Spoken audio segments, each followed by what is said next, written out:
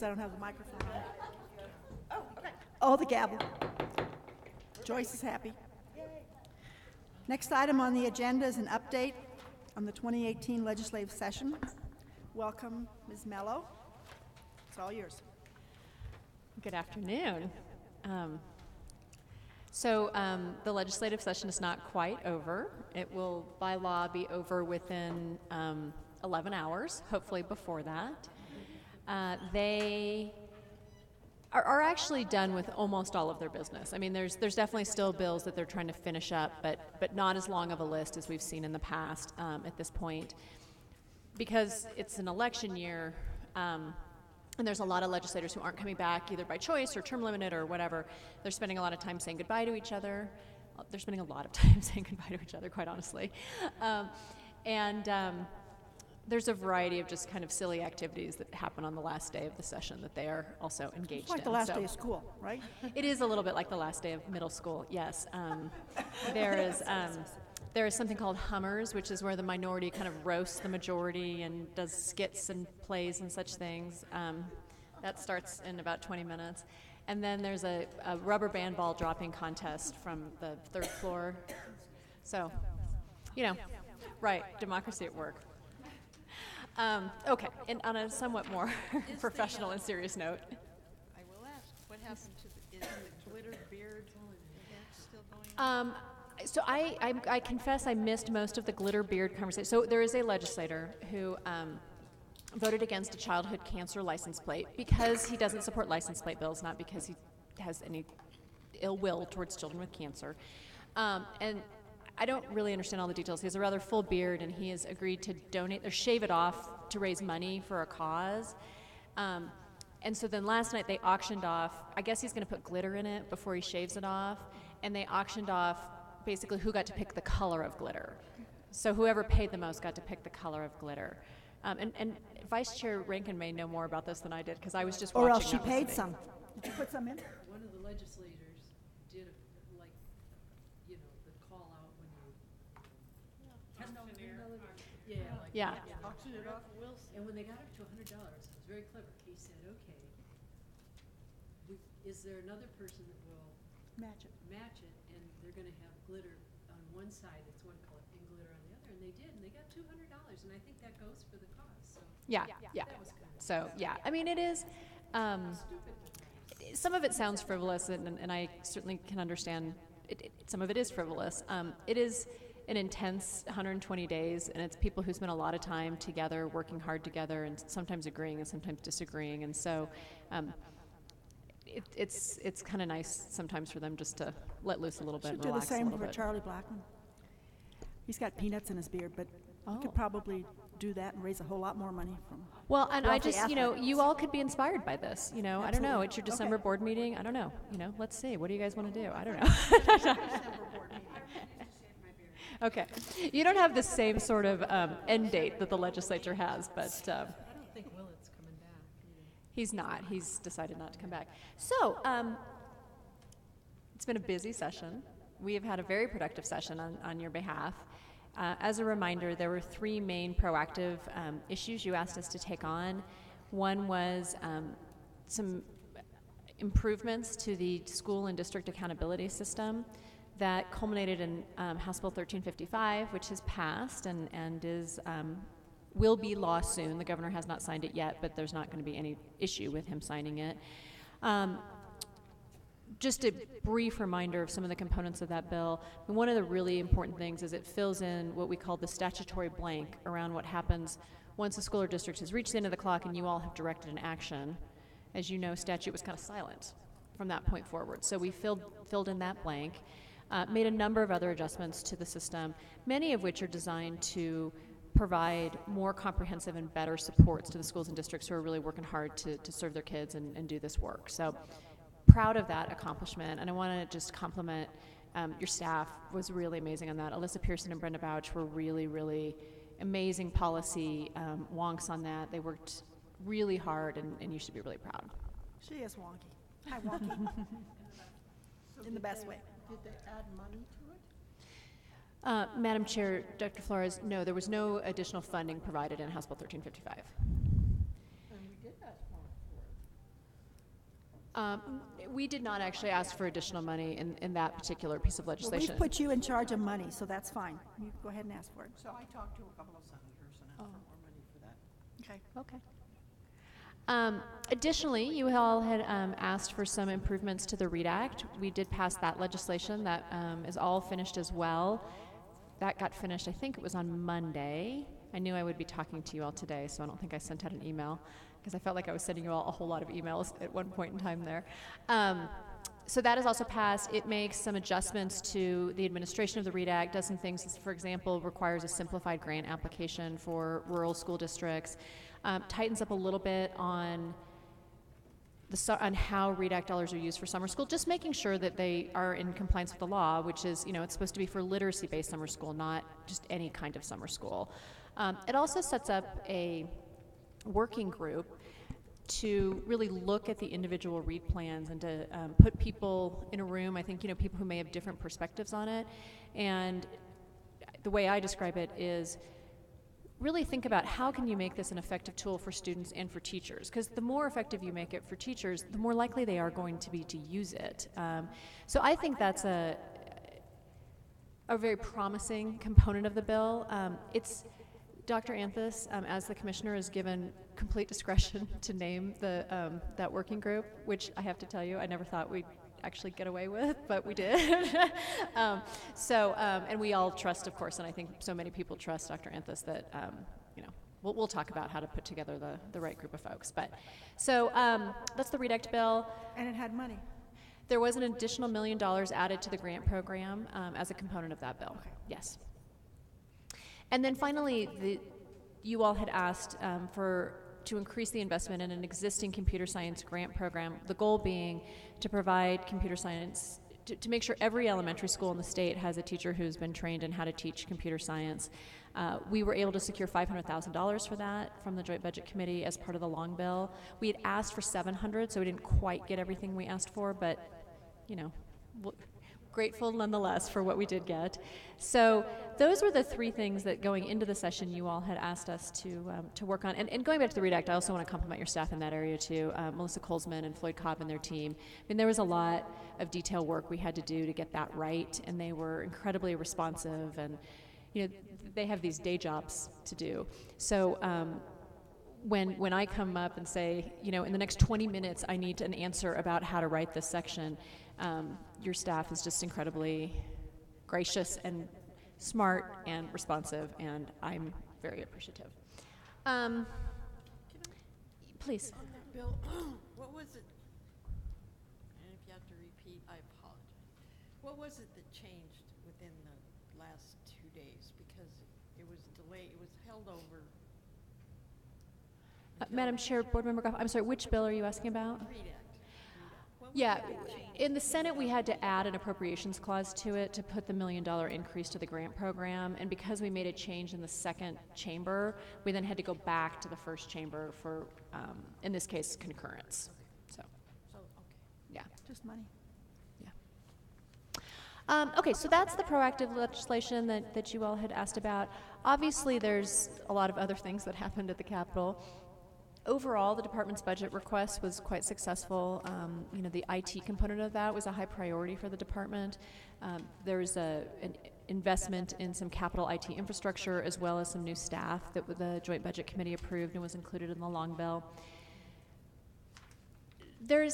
I've been working on the end of session report for you all, so I've been thinking a lot about the different bills that are out there. And I will tell you that I think most years there's several kind of themes. There's 3 or 4 buckets, if you will, where there's a lot of bills about that. And with the exception of teacher shortage, which I'll talk about in a second, I'm not really seeing that trend this year. There's not a lot of commonality amongst all these different education bills. Teacher shortage is one exception to that. There are, I believe, 5 bills that have now passed. As background, just as a reminder, in the governor's budget proposal, he had set aside $10 million to address teacher shortage in rural areas. The governor's budget proposal was to just distribute those on a per pupil basis. The legislature didn't really like that idea very much, and so they came up with a variety of more specific ways to spend those dollars.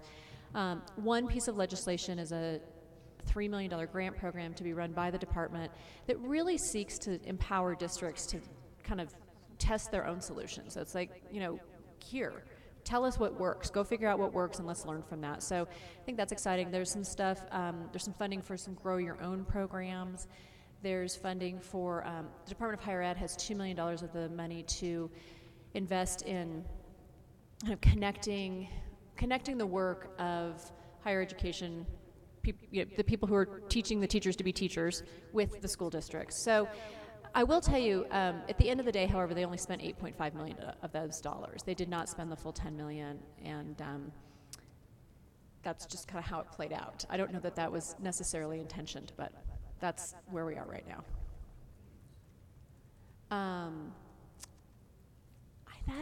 I really feel like those are the big buckets. There's so many little things. I'm more than happy to talk to you about any bills you're hearing about or anything you might have questions about, but I feel like those are the big themes that we're seeing so far. So could I ask you that when you do the synopsis, could you include the information on which bills we took a position on and what was our position versus what transpired?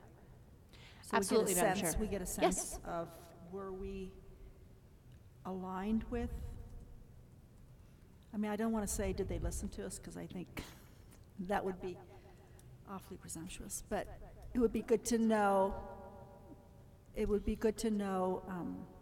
whether our thinking is aligned with what the representatives of the Absolutely. state. So every year, part of the report is a chart that lists all the bills, and I put your You do put position that on that. Okay, good. I've added to that at your request this year information about what your vote was. So if you all were a 7-0 vote or a 5-2 or great. and at Board Member Goff's request last year, I can't believe I remembered this, but I did, the final floor votes on bills that passed. So you could cool. see how, you know, kind of what the vote was in the House and the Senate. And then So- how does that align with our set of instructions? Which are the bills that give us work to do? Yes, Madam Chair. And so your staff, I've been working with some of the staff, is kind of already starting that process of They're the looking at. ones that do that. Yes, it's a team effort, I would say. So we are in the process of kind of getting really clear about which bills have passed. There are one or two that are still hanging out there, and your staff will be getting to work on what that means, which ones, for example, require state board rulemaking and all of that. I think the plan is in June for us to bring that information to you in some form. We haven't finalized the exact form we're going to do that, but we'll definitely be reporting to you in June on a more kind of detailed implementation. Is that a reasonable timeline for you? Dr. Anthos? We are working really hard to meet that timeline, because it's fresh, it's right after, you guys will be curious about it. And we're not meeting in July. And you're not meeting in July, so we will make sure that we meet the June timeline. Well, no, I was actually serious. Is it reasonable? I think it is, and we're also going to have sort of tiered levels of information, so no matter what, something will be attainable, and it may not have every single detail, but it may be like, you guys need to do rulemaking, and leave it at that, and then we will dig further into all the tasks, and we have a whole internal staff document that's like, what do staff have to do, because we usually have a longer list. Then we do. Yeah. One more question. Are there any bills that you can think of that require us to make changes in our educator licensing Madam rules Chair, that we're working on tomorrow?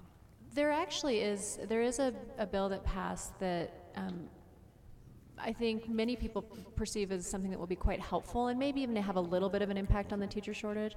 It has to do with student teachers, and current situation is, as I understand it, and it's not my area of expertise, but so if you're a student teacher and you do some teaching in Denver and then you do some teaching in Aurora and then you do some teaching in Jeffco, you are having to do separate background checks for all three of those districts. So they've passed legislation now that essentially consolidates. So as a student teacher, you can do one background check and then it applies across whatever other districts you're doing. So, and staff here was, that is not a bill that you all took a position on, so we weren't advocating for it, but staff was very involved in making sure that the bill was written in a way that was implementable, right, that was doable. So I think I don't know if you have to do rulemaking authority about that, I'd have to look, but. Yeah, That's the major change, I think, in the teacher licensure. Came to the department and asked for help? They often That's ask quite us for common, yes. factual information and implementation information, so we walk a careful line around giving just straight facts and information on how things work and not advocating unless you guys have taken a position. Just to answer board member or board chair's question, we are going to be bringing, there are several pieces of legislation on the licensure piece that actually would require little tweaks and little technical changes. So we did talk with our team because we're bringing, we don't, remember the goal was to not have the licensure rules open constantly all the time. And so you will hear tomorrow that we will be offering that to you, that we would work really hard to find those technical changes and embed that in your current rulemaking. So we are going to be bringing that option to you tomorrow. Melissa Bloom has been figuring out what those would be, because again, it would be nice if we could just get those done now while they're open. Yeah, so be thinking about that tonight, please. Well, I mean, I'm asking today just so that it's not a big surprise tomorrow. It would be easier on staff, but on the other hand, there won't be as much time. You know, we're having the hearing tomorrow, and that will not be a part of the hearing. So there's a little bit of a potential tension there, and depending on what it turns out to be. We Right, may or I- may not agree that that's, Right, I think we would stick to only technical changes that we would have to make anyway, because what would happen is OLLS would come to us next year anyway, and they would say, this legislation passed, you have to make changes, these technical changes. So these aren't changes that would probably be greatly influenced by public comment, because they are statutory changes now that we have to reflect in our rules. So I think And I would just add to that again, I mean, I don't think there's any, my 5,000-foot vision is there's nothing that is incredibly substantive other than the one I just described to you in terms of the student teaching. I mean, there doesn't mean it's not important, but it's not as if you need to completely rework the whole teacher licensure system as a result of any legislation that passed. Board Member Goff, did I see your hand up or not? Well, yeah, I mean, I don't know, is there some work being done right now on putting a list together where any of those are? As we speak, I think. yes. Because I can think of examples here right now where we probably will have to think about whether it falls in there or not, but as far as having a list in front of you ready to go, that's different. The change in some of the language from 3 consecutive years to 3 continuous years within the past 7, I'm not sure whether that requires rule change. It's going to take some communication change, for sure. And there are a couple others. One thing that I think would be helpful, if you can clarify, Angelica, Dr. Schroeder and I have been talking about, there was a bill proposed that would have changed the percentage of, in the teacher evaluation system, it would, another bill, repeat copy of others, that it would have taken it from 50% as part of the required evaluation down to less. Optional to the school district, 20 Minimum to of 50. something, but a lesser amount. would have That did been- not pass. I didn't think it did either. So Okay. but it's popped up a couple times. popped where up a couple My times. memory was, Because we did not take a position on that unless I was sleeping. no, we didn't. We didn't, the part of the reason, so that was contained within a bill that went through a lot of, it was introduced and then went through a whole lot of changes. And one of the many changes was that component of it was removed. And I'm trying to pull it up right now. I'm apologize, I don't have all 70 of them memorized, so I can't remember if the bill did pass. But I do know for a fact that language is not going into law. The bill itself, which had other components to it, I'm not online right now. When I can fix that, I will try to tell you. It's no big deal. We just know that it's not there. That was one of the changes we were talking about. If we're talking now at all about looking ahead, one of the things that came up was it was out of that period of time when we were dealing with I think it was 1221 or no, 1220, 1232 or 1222, something. the bill that The was about, review all the yes, programs yes. And when we left that, which did not pass out of committee, but when we left that topic, I believe there was a general feeling on the board that it was not a subject we just could drop. That we really ought to be considering from now on what could be done about that to strike the proper balance between everything and really looking at things for the right reasons with value down the road. So I just wanted to keep that before us. Yeah, that's And still that on my there might radar. be a good way to start looking at setting that up as we go along here. But And Madam Chair, Board Member Goff, I've been keeping a list of some of the things I think we might want to talk about over what I call the interim. You probably just call, other parts of the year. And that is absolutely on the list, so full agreement. that the bill, literally legislation, but also in program, but also the reports. I think if we do a parallel column, keep track of all this stuff, it would give us some guidance to Yeah. start with. Right. Board Member Flores. So if it's still open, the $2 million of the $10 million that weren't spent? 1.5 million, yeah. Well, $2 million. So has the JBC It was already? 8.5 that they allocated, so it would be 1.5 million. 1.5 million. So if it's still open, the JBC I know has to approve it. So, if it's open, couldn't we just rush over there with a little bill saying spend it on? Go ahead. Madam Chair, Dr. Flores, it does actually take 3 days to pass a bill. So unfortunately, we are past the point in the session where anything new could be But introduced. these 5%, the low 5% districts, that money could be used for low percent, for the bottom 5%. I hear your frustration that the dollars were set aside and then not allocated. I think a lot of people share that frustration. That's why it's just, I hate to see money that has been appropriated, and especially with such great needs in the state and in that area, not being spent for kids. Right. I will say just in addition, and I completely hear you, and I know you all have heard a lot about this in the media, it has been a fairly good year in terms of increases to the K-12 budget. Excuse me. It's about $475 per student in new money as a result of the School Finance Act. They're still working on the para issue. Literally, they're still working on it at 1:30 on the last day. Part of that conversation has been using some state general fund dollars to essentially contribute to the para buy-down of the debt. That has a pretty direct impact on schools and school districts too, because they make up about 60% of the para system. So there could even be some additional funding that would alleviate some burden on districts yet to come today. What time will they get done with the para bill? Well, Madam Chair, let me check my phone. Mr. Durham said he thought he'd be back at 1:45. I do not have any updates from my group of Sources. lobbyists that I'm communicating about this right now. So they were supposed to meet at 9 this morning. They didn't. There was supposed to be a conference committee meeting at 9 this morning. They did not have that meeting. I believe the conference committee met around 1 and may still be meeting for all we know. So Okay. to be determined. Okay. Board Member Rankin? Let's go back to the beginning when you, right after you sat down. The READ Act, did you say that was the 10 million, that 8.5 had been spent? Madam Chair, Madam Vice Chair, no, the 10, that was about teacher shortage.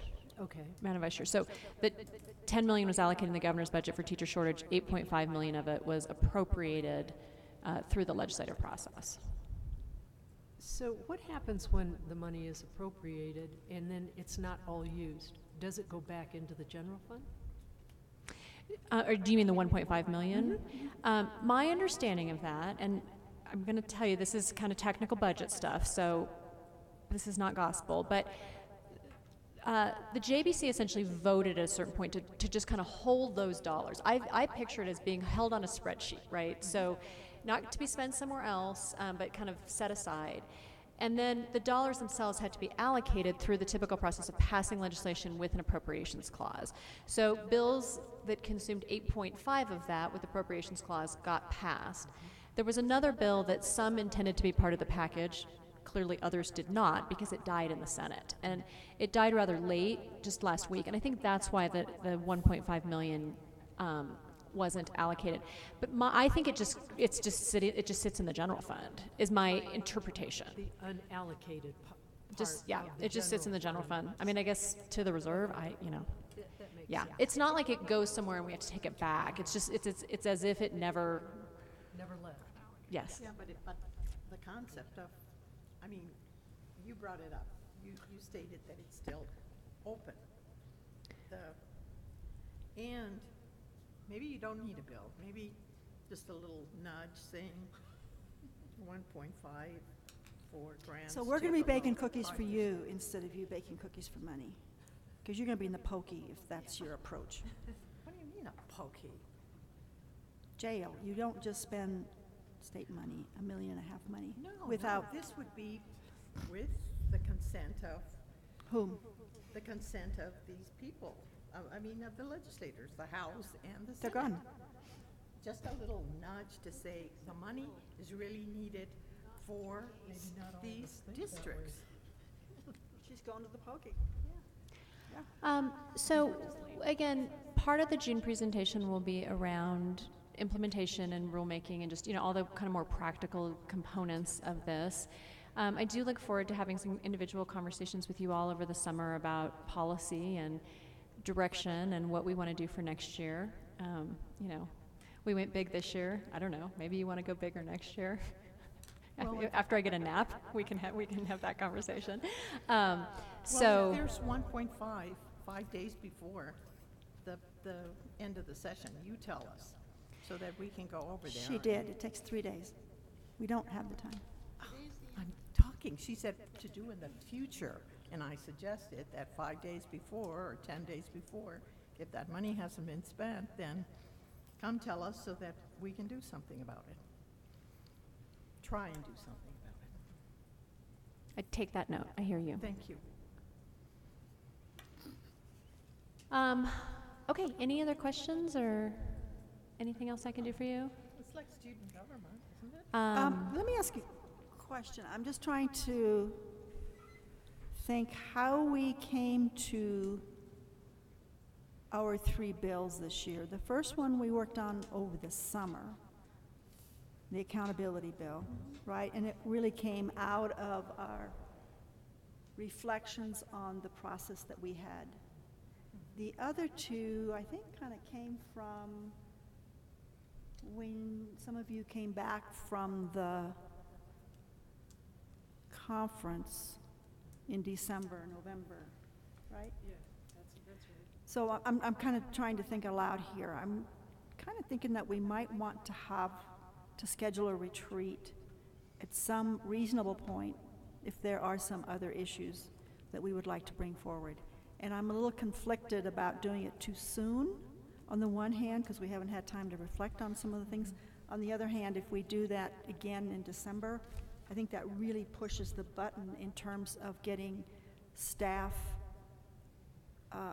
help in how to structure, and because we here on the board can think great thoughts, but there are intended consequences, and sometimes the ideas we have create unintended consequences. So we need to give time for that. Yeah, Madam So if Chair, you- if you can reflect on yes, absolutely. some timing, Yeah. because I think, am I correct that legislators in about October start looking for bills?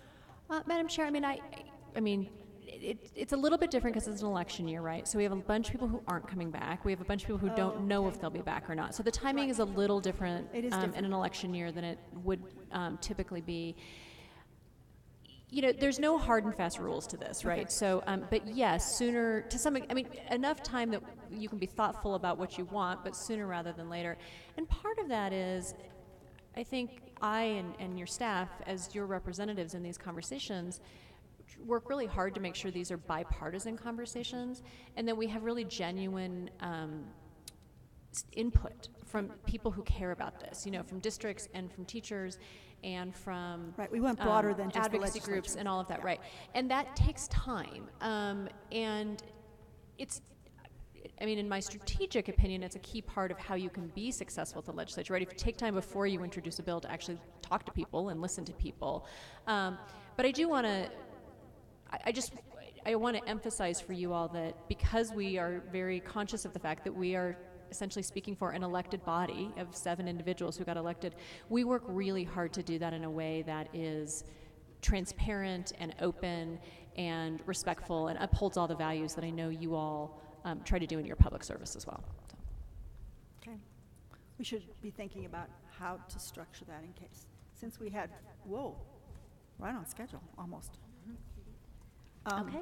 We ought to try to plan for that. Thank you very much. Yeah. Thanks for all your hard Thank work you. this session. All right. Chairman Have a Sherman. good rest of your meeting. I don't think it's too early or late to think about even January, because elections are in November, then there's the You're right. holidays in December. You're right. JVC does go to work in the 1st of November.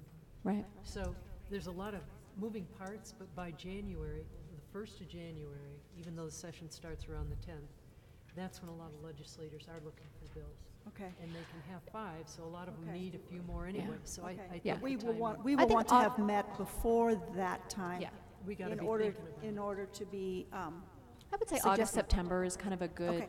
But goal to start and have those conversations. But you know. also prioritizing, depending on how November goes, you know, Right. that how we would reprioritize Mhm. a bunch of bills, but maybe only put a few forth. Yeah. But Good it point. sure isn't too early right now to think about it. No, absolutely not. In fact, I think the department's budget requests are due in like 2 months. So here we go. I mean, for the next budget cycle. So I'm not in charge of that timeline, by the way. I'm just reporting Board on the Member Goff, facts. did you have another comment? I was just gonna add, by that time, by January, the budget we've had what, how many public forecasts, how many? A quarterly forecast, yeah. Happened, excuse me, and the legislature is well on its way to having a clearer picture. Yeah. So that'd be great. In closing, I just there are 2 interim committees that have been, that will be meeting that impact K-12 issues. One is the ongoing school finance interim committee. That was approved last year. It had a 2-year charge, so they'll continue to meet. There was also an interim committee approved to meet 3 times to look at K-12 start times. Really? So I will follow all of those for you. So we know we'll have some of those So issues to you'll talk send about. us emails after they have met? Okay, great, Yes, thank ma'am. you. Did you say K-12 start? Start? Yes, what time school starts? Yes. We talked about that about 20 Years ago. Sports, that's why I can give you that answer. I've been on a board. Thank you, local control. Any other comments? Thank you very much, Ms. Mallow. Thank you all. Catch I up on your really sleep after tomorrow. appreciate working with you all. It is a privilege and a pleasure. And if you need anything, you all know how to get a hold of me. We do. Thank you. So our next item is scheduled for 2.5 hours. Therefore, 3 minutes to get your coffee or whatever, and then come back.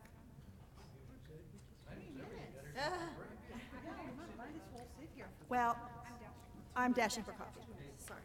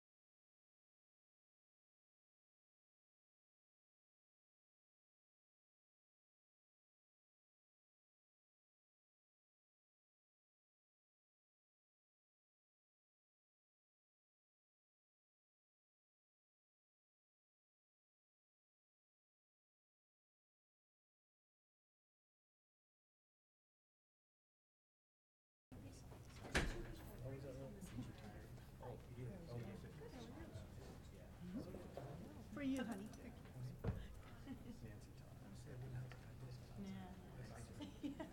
Just a waste of breath. We're gonna bring you down. You don't want that. I think Steve was kind of, actually, all the prior male presidents. Exactly. I know, I was just looking at it. Yeah, it's like the teachers who don't yell. Yes, you did. Did you have the authority? It's amazing. That was a look. That was a look.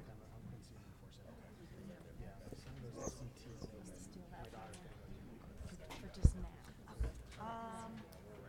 Yes. It's not, no. Let me print those for you. Okay. Actually, wait a second. Hold on. First one is help, I asked. Is she back? Somebody turn the lights out on me. Jane, we worked on the lighting so that we could see the overhead, because the overhead is fine. Have a nice nap. Next item on our agenda is a presentation on the final recommendations for comprehensive health and physical education, science, and reading, writing, and communicating standards. As a reminder, during this presentation, staff and the committee chairs will provide an update on the work of the standards committees and their final recommended proposed revisions to their specific content areas. After the presentation, we will have an opportunity to ask questions of the committee chairs and then discuss among ourselves the proposed amendments that board members have submitted. The committee chairs will take our proposed amendments back to their committees for further review. Next month, the committees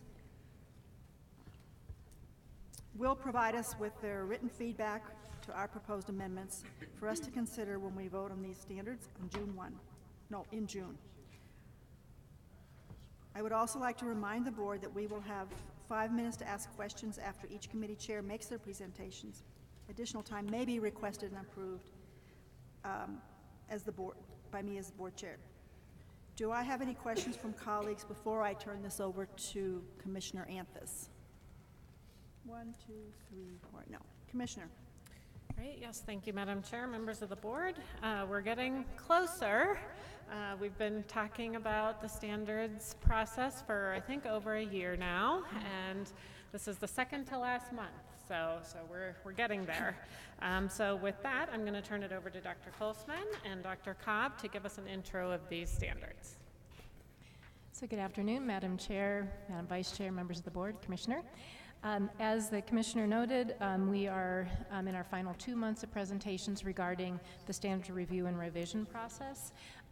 In a moment, we'll introduce the rest of our presenters when we get to the comprehensive health and physical education presentation.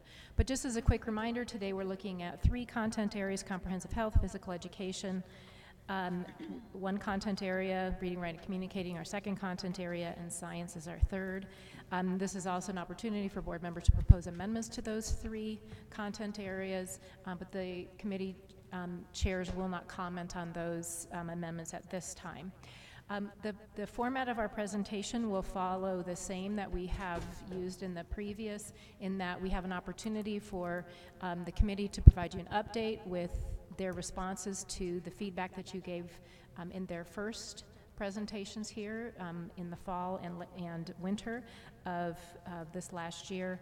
We'll also give you an update on what significant changes have happened between the draft version and the version that you're presented with today. You'll have an opportunity for some questions and the opportunity to discuss any proposed amendments that you have. The one content area that will not follow precisely that format will be science, because you've already had a presentation last month covering their responses to board questions, as well as notable changes and a summary of changes since the first version was brought to you. Instead, what we'll do as we indicated last month is Dr. Cobb will provide an update on some superintendent feedback regarding the science standards. We've conducted our and concluded all of our superintendent meetings regarding that. She'll have an update from that. And the science committee chairs are here to answer any lingering questions that the board may have. But we'll go ahead and jump right on into the presentation. Just as an information piece, we've always provided this slide for you, a reminder of the number of comments that were received on that first iteration of the standards.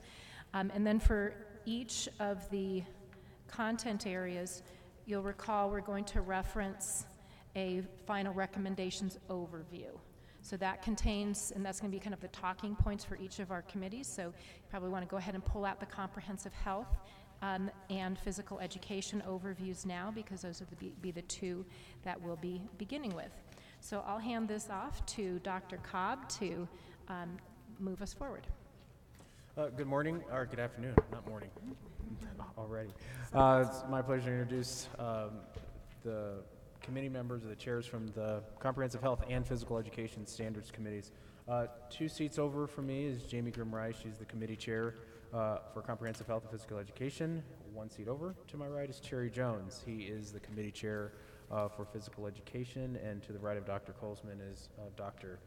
Jamie Hurley, who is the Health and Physical Education Principal Consultant here at CDE. So, as Dr. Colesman mentioned, we will follow the exact same process as we have in the last couple of months. The committee chairs will go over some notable changes to the standards, responses to the questions that you all have offered, and then also provide some of the overviews of themes of public feedback, and we will be able to get into questions and proposed amendments. And so, at this point, I will turn it over to our committee members who will be able to provide the information. Good afternoon to State Board members and Madam Chair. We would like to start by thanking you for your feedback on the standards and the opportunity to share the revised health education standards today. I'd also like to start by publicly thanking the Health Education Committee members. A listing of committee members can be found in tab 1 of the Comprehensive Health Education Notebook. We had 14 outstanding educators representing Colorado communities, preschool, K-12, and higher education. The committees had representation from community organizations as well as schools, districts, and charter schools. We were lucky to have such a dedicated, diverse group of professionals to work with. When they entered this process a year ago, I don't think any of our volunteer committee members realized how much time they would be dedicating to this effort. Health committee members dedicated over 700 hours in the revision process, with over 150 dedicated beyond the designated meeting days. 150 hours.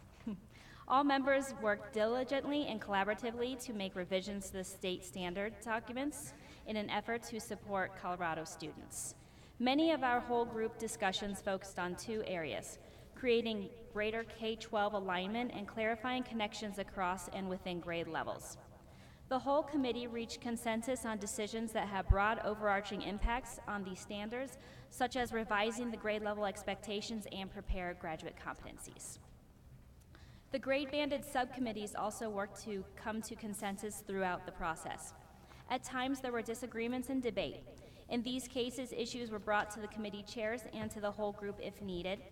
Alternatives were generated and discussed, and time was provided to more deeply explore this issue. And the whole group would continue to deliberate until consensus was reached. The recommendations presented today are based on the consensus of the committee members and are a result of their work. Please refer to the final recommendations overview document. The first page is a recap of what we discussed at the board meeting in October, and this information is being provided as a refresher. I won't read through these at this time, but will summarize briefly. The committee changed the nature of health education to health skills to highlight key cross-cutting health education skills. Standard 3 changed from emotional social wellness to social emotional wellness to align with more accepted language. And based on feedback, additions or revisions were made to increase the focus on preventing self-harming behavior, marijuana prevention, and social emotional standards. So in response to the State Board questions and comments, the committee has responded to these requests. Please refer to the chart at the bottom of page 1.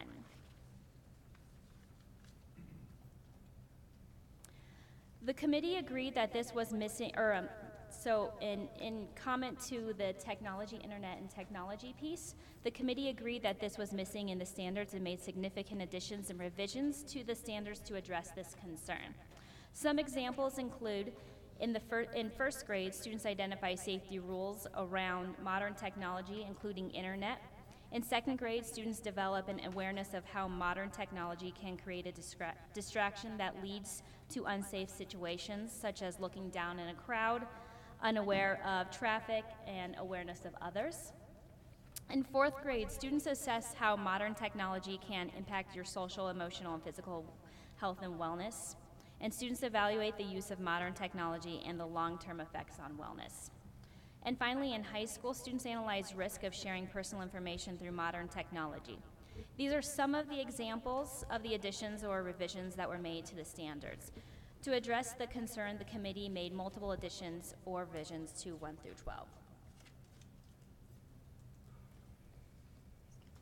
Oh, I'm so I did miss that one, didn't I? No, I don't have that one. That would be great. I thought we had that one in a different order. I apologize. Okay. It's right here. So the next concern was around tobacco, alcohol, and other drugs. So the committee spent a significant amount of time discussing the suggestion to change this phrase, but ultimately decided to recommend the previous order. The committee decided not to use the phrase illegal drugs because drugs can be defined to also include everyday items that are dangerous if abused, including inhaled household products, prescription drugs, and household medicines.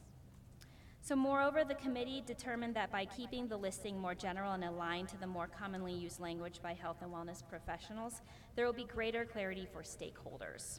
All of these suggested topics are addressed at age-appropriate grade levels as well. When's it appropriate to ask questions? You can probably ask right now if you really want to. I know this is one of the areas that you were concerned about. Yeah, thank you. I was trying to determine the number of times in the document. I hope I kind of asked staff to count all those for me. I don't know how many there are, but you indicated earlier in your commentary that you were talking about some of the hazards of marijuana. Can you tell me where those appear and how many times you use the word marijuana in this document? I am going to refer to Dr. Hurley on that because he has in front of him the standards and can address that question. I don't know that we have an exact number. I wasn't asked to do a search on that. It looks like one of us did. Okay. Just a sec, please. Board Member Rankin. 94 94 times it was used in the document. marijuana. That's correct. And can I just some of that is repeated at every single, it's the same phrase, just repeated at every grade level because it's the grade level expectation that we're referring to. So that is not at every grade, but if there's something around alcohol, tobacco, or any drug prevention within those standards, it's mentioned every single time. So that's a fairly large number right there. Looking at the evidence outcomes, I don't know the exact number there, but in general, those mentions, marijuana is mentioned starting in earlier grades and is moving through high school. So what is the objection? Because where I pulled this from is, and I saw it several places, the phrase is alcohol, tobacco, and other drugs, which I proposed a specific modification to read marijuana, illegal drugs, prescription drugs, alcohol, and tobacco. And your reason for not doing that is what again? We know I mean, that. do you ever treat marijuana as a dangerous substance? Yes. And so why don't we treat it that way here in the phrases where I pulled it out? I I would say in general, the committee felt that when we are addressing key stakeholders, their understanding of the terminology has always been alcohol, tobacco, and other drugs. And so by including marijuana, we saw that as a need. It got a little tricky when we're talking about other substances because they can be viewed as both illegal and legal as well. So can marijuana. Yes. Fits exactly in with alcohol. Correct? No difference in terms of its legal status in Colorado. Have to be 21 to consume? Yes. It's more around the behavior than it would be the substance itself, is Around what what we wanted behavior? to address. What behavior? Whether it's, we wanted to focus more on whether something was indicative of a negative behavior or a positive behavior, but not solely based on what the substance was. Well, you seem to do that for alcohol and tobacco as a negative behavior. So we're not going to label marijuana as a negative behavior? Is that what you're telling me? No, that's not what I'm saying. That's what you said. And It's included in other drugs. In other words, instead of itemizing all the items, I think.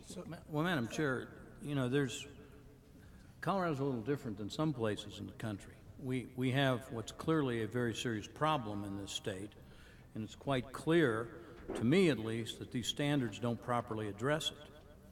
And I think that's, you know, very similar to what I see in the rest of these standards. I read through them. There's an awful lot of politically correct and not a heck of a lot else in these standards. So unless you can tell me what a good reason not to include marijuana, I really want to know what it is. Thank you for And that. so far the explanation that you've given is, I deem it to be completely inadequate. So let's try again why marijuana should be treated any differently in this than a dangerous drug, or at a minimum included when you talk about tobacco and alcohol. At a minimum.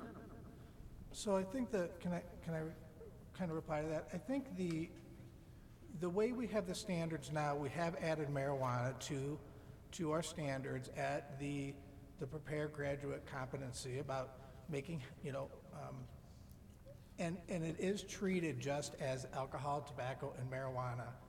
So if it is, you don't mind adding the words marijuana then, do you? Where I wanted to add them. They have been added in the current No, standards. they they're in haven't. there.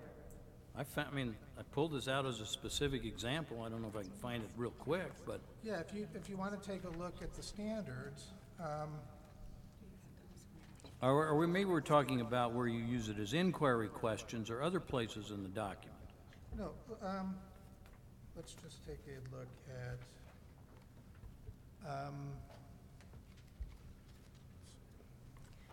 So, Mr. Duran, Yes. there is a prepared graduate competency, which is one of those kind of overarching pieces that would lead to a grade level expectation about, and I just opened this up to page 30, so you can see an example of it. The prepared graduate competency is apply knowledge and skills to make health-enhancing decisions regarding the use of alcohol, tobacco, marijuana, and other drugs. And the grade level expectation says identify the dangers of using tobacco and marijuana products and exposure to secondhand smoke. So that would be an example of how that is articulated.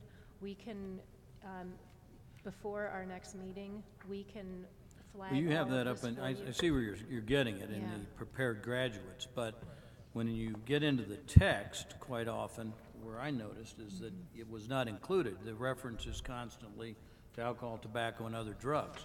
Doesn't include marijuana, doesn't include prescription drugs, doesn't include illegal drugs. Where I pulled it out, let's see here. I'll see if I can find the specifics. And while you're doing that, Board Member McClellan? Sure. I just wanted to ask a clarifying question. Was there some effort to avoid falling into the trap of attempting to identify every single substance with the risk of then implying that any substance not on the list was then excluded, which would then include substances that might not have come to the attention of law enforcement or medical professionals, like, for example, kratom comes to mind as one that maybe 5 to 10 years ago nobody would have heard of, but that has become a problem since or during that time. Was that some of the thought process for some of these areas, to make sure that we don't imply exclusion by virtue of implying by making what looks like an almost comprehensive list? Is that part of the thought process, perhaps? That was definitely discussed in committee. Madam Chair, let me give you an example here. Page 98, academic content and connections, number 3. Examine how alcohol, tobacco, and other drug use is related to major causes of death, including driving motor vehicles. In case you all have missed it, there appears to be a significant problem with driving while stoned in this state. So why, when you're using a specific example of motor vehicle, why would you leave out marijuana?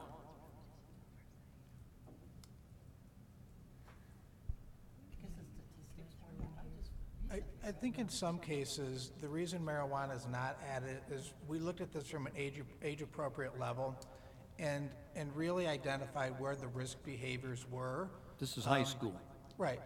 And so if you look broadly, in some cases, that's why marijuana wasn't added at some of the lower grades. Well, let's deal specifically with page 98, high school.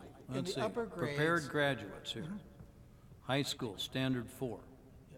In high school, that particular example, in some cases, if you look at the evidence outcomes, marijuana is very clearly in there. On the right side of the document, It's not in number 3, which specifically references driving. Right. So why wouldn't you include it as a specific, since it is a known serious problem, why would it not be included here?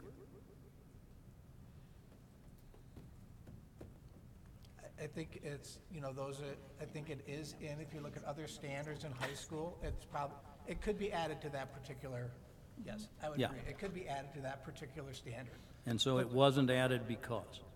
I think it was just an oversight on our part. So Am I if I have correct? to go back through and reread all these, how many of these other oversights do you think I might find? Mr. Durham, am I correct, have I heard correct that when the standards or the evidence outcomes refer to alcohol and tobacco, that you have requested that it also include marijuana, unless it's totally age inappropriate? Would that be correct? That's That your is correct. request? Okay. Is that clear? Yes, Madam Chair. Board Member Rankin? Yes, and I'm kind of directing this at Board Member Durham. On number 3 that you read, if you go down 2 more to number 5, same thing. In the next page, number 5 is the same thing. Above that, under the prepared graduates, again, which is the top of your page 98, marijuana is included. And then underneath, when you're getting into the context and connections, where it should be, it is not there. Right. And when it's in the inquiry questions, again, it is not listed there. Right. And so those are just 3 examples where it's at the top, but not included in the inquiry, which And I I think that's your argument. Thank you, Madam Chair. I don't know how many of those I found, but I thought it was a significant number. I should have counted and identified them all, I guess. But I'd hope to So rely on having that done. can I ask a question then? Does the committee believe that because there are in fact medicinal reasons for using marijuana, that you interpret it differently than alcohol and tobacco, for which I'm not aware that there's any positive medicinal? I don't think there's any question that, I mean, I'm just trying to clarify there's no where they question are. that a drink of red wine a day reduces the risk of heart disease. Actually, they are questioning that today. Yeah, well, I'm not. Yeah. So- Well, I'm not either, sir. Well, good. As long as But- we have a majority that agrees with that, we're in good shape. But the research right now is such that smoking, and there's even new research, sadly, regarding alcohol. So I think my question to you is, did you see that as something different? And for that reason you've left it out? Have you addressed the fact that there are at least there's a belief that there are positive medicinal uses for marijuana. I'm just trying to figure out where we should be on this. I think the committee really tried to steer clear of that because we understand that it is a political issue and that there are multiple viewpoints on the health-enhancing spectrum of marijuana in general. To address this concern, this is around the safety and risk management. Right, so it definitely belongs in there. Yes. Agreed. Board Member Flores. Yes. You know, I'm just trying to think about when I read that kids were stoned and that may be a problem. I think the statistics have just recently been out. I don't think that there was evidence to say that it was. And so that is new.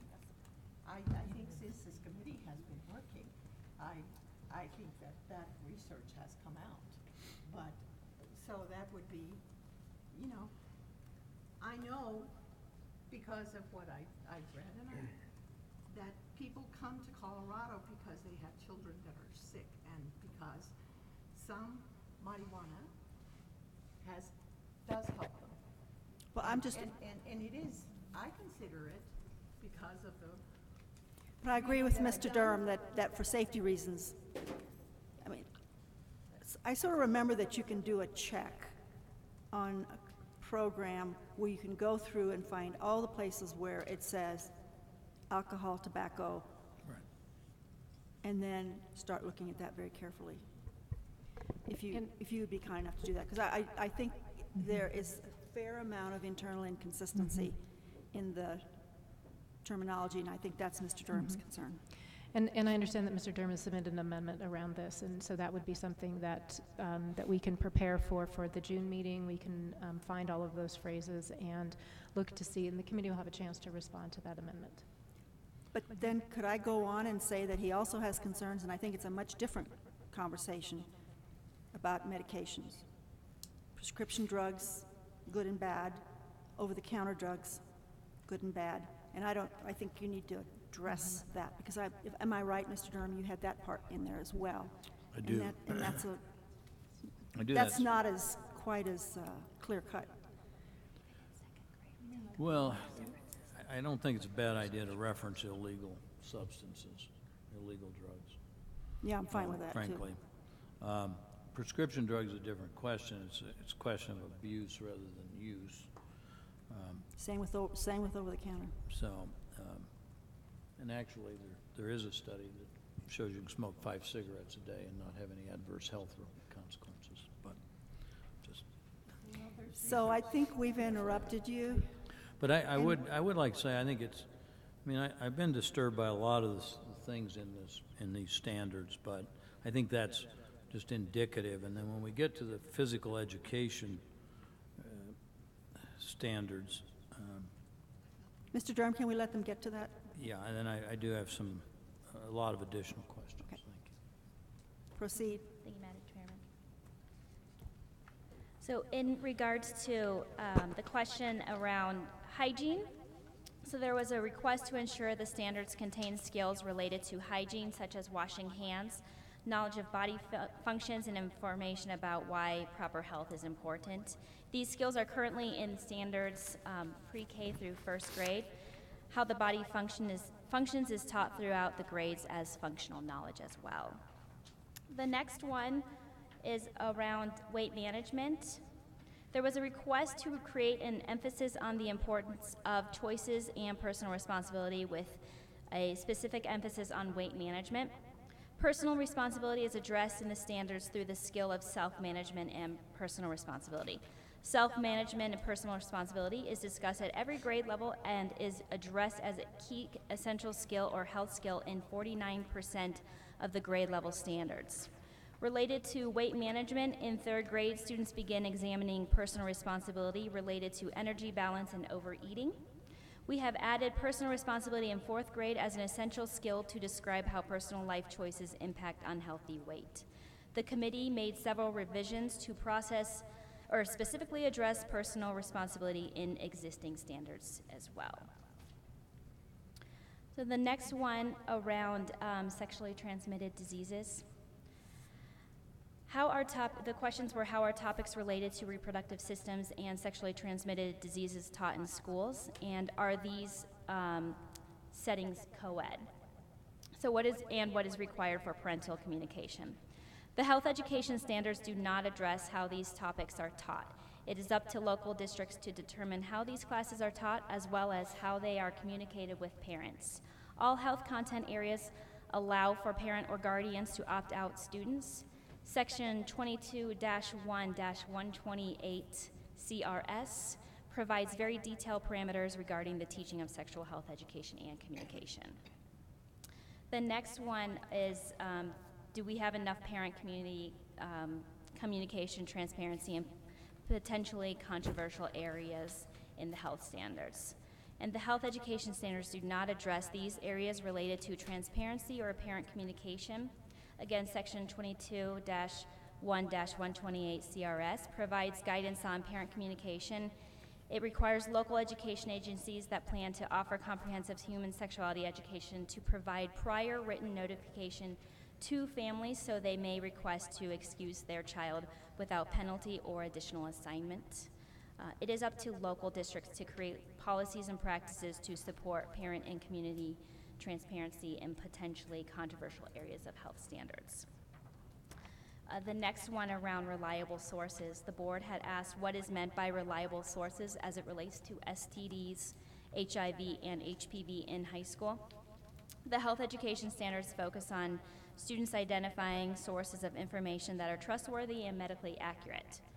This specific reference is an inquiry question to engage students in determining how students identify reliable sources of medically accurate information. It is intended to engage students in determining what they see as a reliable and medically accurate source of information related to the signs, symptoms, and transmission of common STDs, and summarize which STDs can be cured and prevented.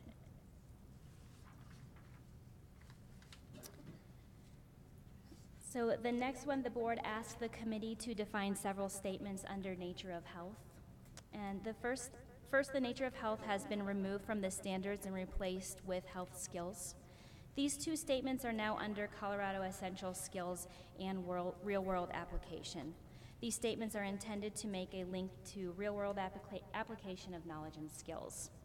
The board asks for a definition of this statement. One, leadership and advocacy to promote personal and community wellness can impact the immediate community and society as a whole. So we felt it was advocacy skills help students promote healthy norms and healthy behaviors. This skill helps students develop the ability to target their health by enhancing messages and encouraging others to adopt healthy behaviors. This skill encourages students to examine how advocacy for self and others can promote community health, and how schools and districts address this is based on a local decision-making. So number two, the board also asked questions related to identify reliable personal and professional resources that are available to assist with sexual and reproductive health problems.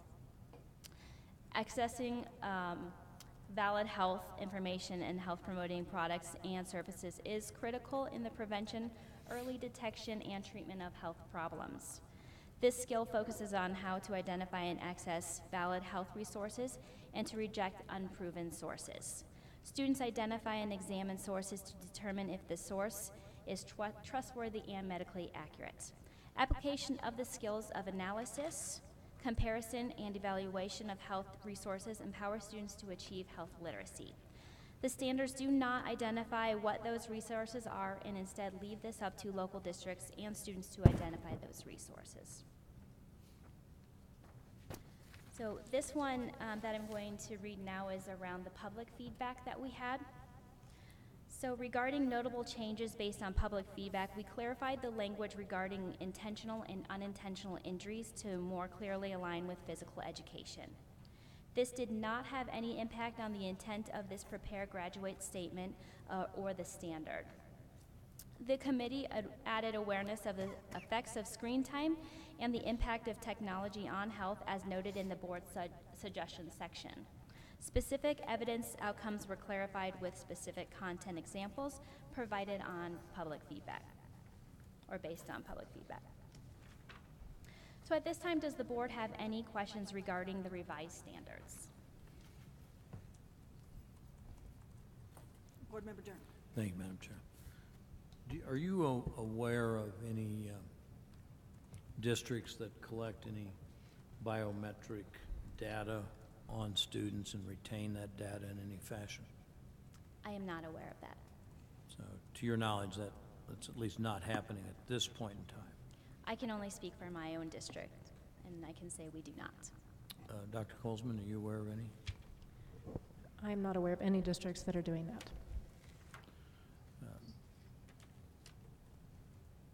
Would it be, well, standards are probably not necessarily the place to try and prohibit the collection of that data or the retention of it, but What is it? well, everything from body mass on, you know, everybody, your body, you know, body mass index, all that sort of thing. And then, could someone describe for me? This is an issue of curiosity. Is physical education in schools, let's say 8th grade or junior high through high school, is it actually a class per se? And is it, say an hour a day or 40 minutes a day or whatever the number is? Is that, in most schools, is that, do they have an actual physical education class? Are you speaking of 8th grade specifically, or? No, across they're the- basically junior high through high school. Yes, there are classes in physical education. Are they in most required schools. generally? Depends on the school districts. It's a local decision. And could you describe what might happen in an average day in one of those classes? I mean, what kind of activities students participate in, how much exercise they get, that sort of thing? In general, I can. What would be expected, or you would think to see as best practices for a physical education class, would be something of a 50-50 mix of learning and the cognitive learning in physical education, so learning about your heart, learning about your muscles, learning about proper throwing form, and the other 50% of a class would be dedicated to movement and seeing students moving, getting physically active, and getting that exercise, getting their heart rates up. So my memories of physical education in junior high and high school were actually an hour of exercise, or 50 minutes, however long the classes were, that were pretty intense, or running, and on a good day you got to go out and play football or something. Yeah. That doesn't happen much anymore, is that essentially what you're saying? It just really depends on the district and on what they're teaching at that time, but we really know that students need to get that cognitive learning in there as well. What research really shows is that those students, once that are in those classes that just have physical activity the whole time, don't ever learn those skills and knowledge to be able to carry that outside of the classroom.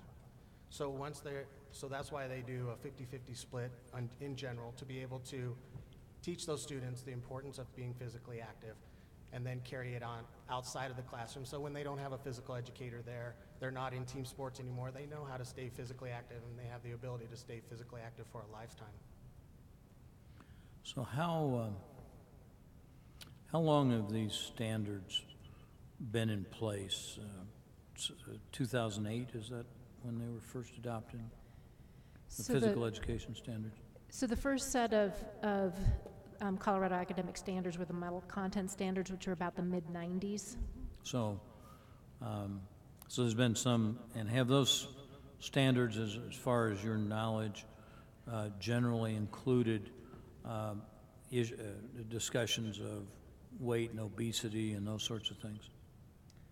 I might have to ask Dr. Hurley to see if he has a recollection of those early days of standards. Let's just go back to the most recent, the last 8 years, or how long have these standards that we're amending been in place? Since 2009. So we're closing in on 10 years. So those contained references to obesity and weight control and that sort of thing? That's a portion of the standards, yeah. It's certainly not all of the standards. No, I and you look- understand, but yeah, there are. I guess the point I'm getting to is we've had these standards and we're always being pushed that, if we just set high enough standards, we'll get better results. I would submit that all the evidence is quite to the contrary, that regardless of these health standards being in place, that obesity rates are up and physical fitness levels are down over the last decade. Would you agree or disagree with that statement? I would say in Colorado, we do have a very fit state compared to other states. The obesity rate here is lower than and Terry, do you know the exact rate? I don't know the exact. Hawaii's the only one that. That's not exactly the question I asked. So The question I asked, has the obesity rate gone up or down in the last 10 years? I know the answer, so you know the answer. It has gone up, yes. Yes, it has gone up. We've had these standards in place, but the obesity rate has gone up. Mr. Durham. Can you make a straight correlation? Could it be soy that's in everything? I don't know what it could be, but I would like to submit that I don't believe the standards in this content area have been effective in the last 10 years. I mean, I don't know if you can reference anything in here where we've seen improvement. Do we have more alcohol abuse or less among young adults and school-age children? Statistics would tend to indicate that probably certainly no less. Tobacco usage may be down some. I think It's up for young people. so that's up too. So, I mean, if you go through the whole thing, physical fitness levels by everything I've read, the number of push-ups and sit-ups and somebody can do, that a high school graduate can do, or a junior in high school, it's less today than it was 10 years ago.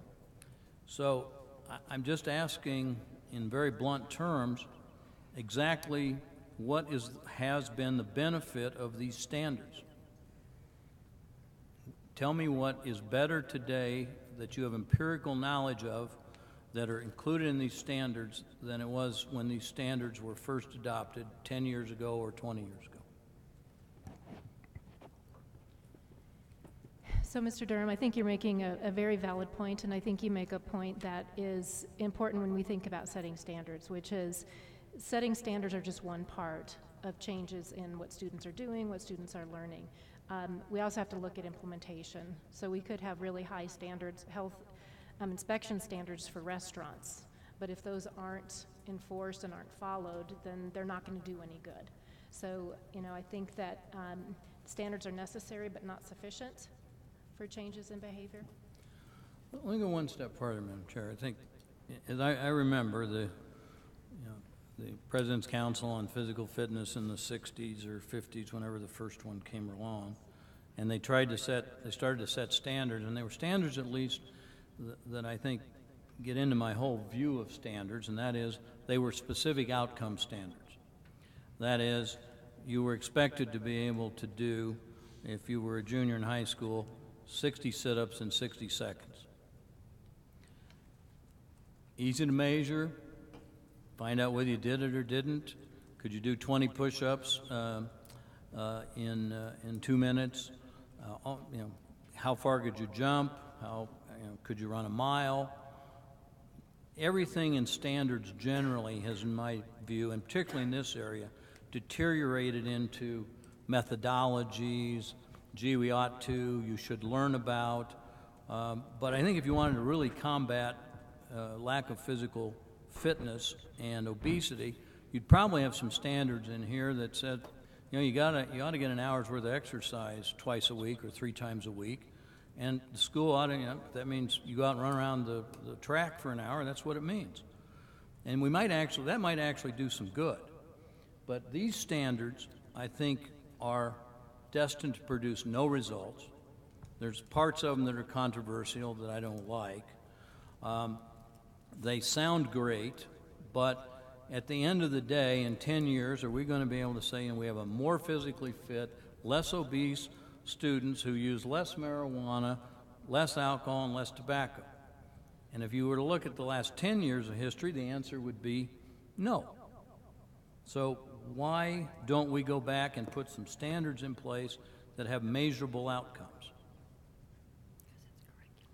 Do you have any objection, would you have any objection to a standard like that? That would be a curriculum, wouldn't it? Are you sure it's not curriculum, Mr. Durham? No, I mean, I don't care how they learn to do 60 sit-ups in 60 seconds, although I have a feeling it's fairly limited. And for the record, I could do more than that. So, Mr. Durham, I think your points are well taken. I'm not quite sure where to take it from here in that I think you're right. These standards, or it's very similar to these, have been in place for 10 years. So I think this is the place the committee started and went through the public engagement process. And so I'm not quite sure if you want to make an amendment to that, or I'd leave that to the chair. But in terms of how we address your concern at this point, I'm not quite sure. No, Madam Chair, let me just close, and I'll shut up on this topic. And I'm not blaming these people. I don't think they're necessarily, they're not necessarily at fault. But the reality is, we're headed in the wrong direction. I don't think there's any evidence that would indicate to the contrary in terms of physical fitness, obesity, drug abuse, you pick it, you name it, sexual activity, STDs. We're headed in the wrong direction. We've had standards in place fairly similar to this that have failed to produce positive results. It's my contention that we've had standards in place in virtually across the board that by every reasonable measure have not produced much progress. And the chair and I have debated this on a number of occasions, that academically there appears to be some progress, but given the effort of the last 10 years, it doesn't appear to be a lot of progress. And so I'm getting to the basic question, which goes back to the definition of insanity, which is doing the same thing over and over again and expecting a different result doesn't seem to me to be what we ought to be doing. So I intend to vote against these standards, and for that matter, as a practical matter, most of the standards, because I don't believe they set a different course. I don't think anybody's thought outside the box. Now, I don't think that's necessarily, because frankly, I think thinking outside the box would likely to get the superintendent and everybody else fired if they were really to try and make a difference, because it would be fairly difficult compliance. But what we're doing now doesn't work. This won't work, and it's too bad that it won't work. So, but for us to say, oh, gee, we, put our, pretend to be legislators and tell everybody what a great job we did, when in fact there is absolutely no reason to believe things will get better when we vote for these. I think it's just time to be brutally honest about where we're going, and with these standards, we aren't going anyplace. So, thank you for the time. So, Mr. Durham, I just want to remind you that our children are in school 20% of the time. We don't get to worry about the 80% of the time, and that is not insignificant in the lives of our kids. Actually, I did the math on that, Madam Chair, and that's not quite correct. Well, It's 35% of the waking hours they're in school, and if you take it on a 5-day-a-week basis, take out the sleeping hours, you're just about 45% of Monday through Friday of the waking hours, either, and I would say in school from the time you get on the bus till the time you get home. So I actually just wrote it down someplace before I left for lunch. we'll work on that, because that's not the... Yeah, no, I mean, it's 20%. If you're exactly right. If you take the number of hours in a week and the number of hours in school, it's 20%. If you take out sleeping hours, it goes to 35 point something.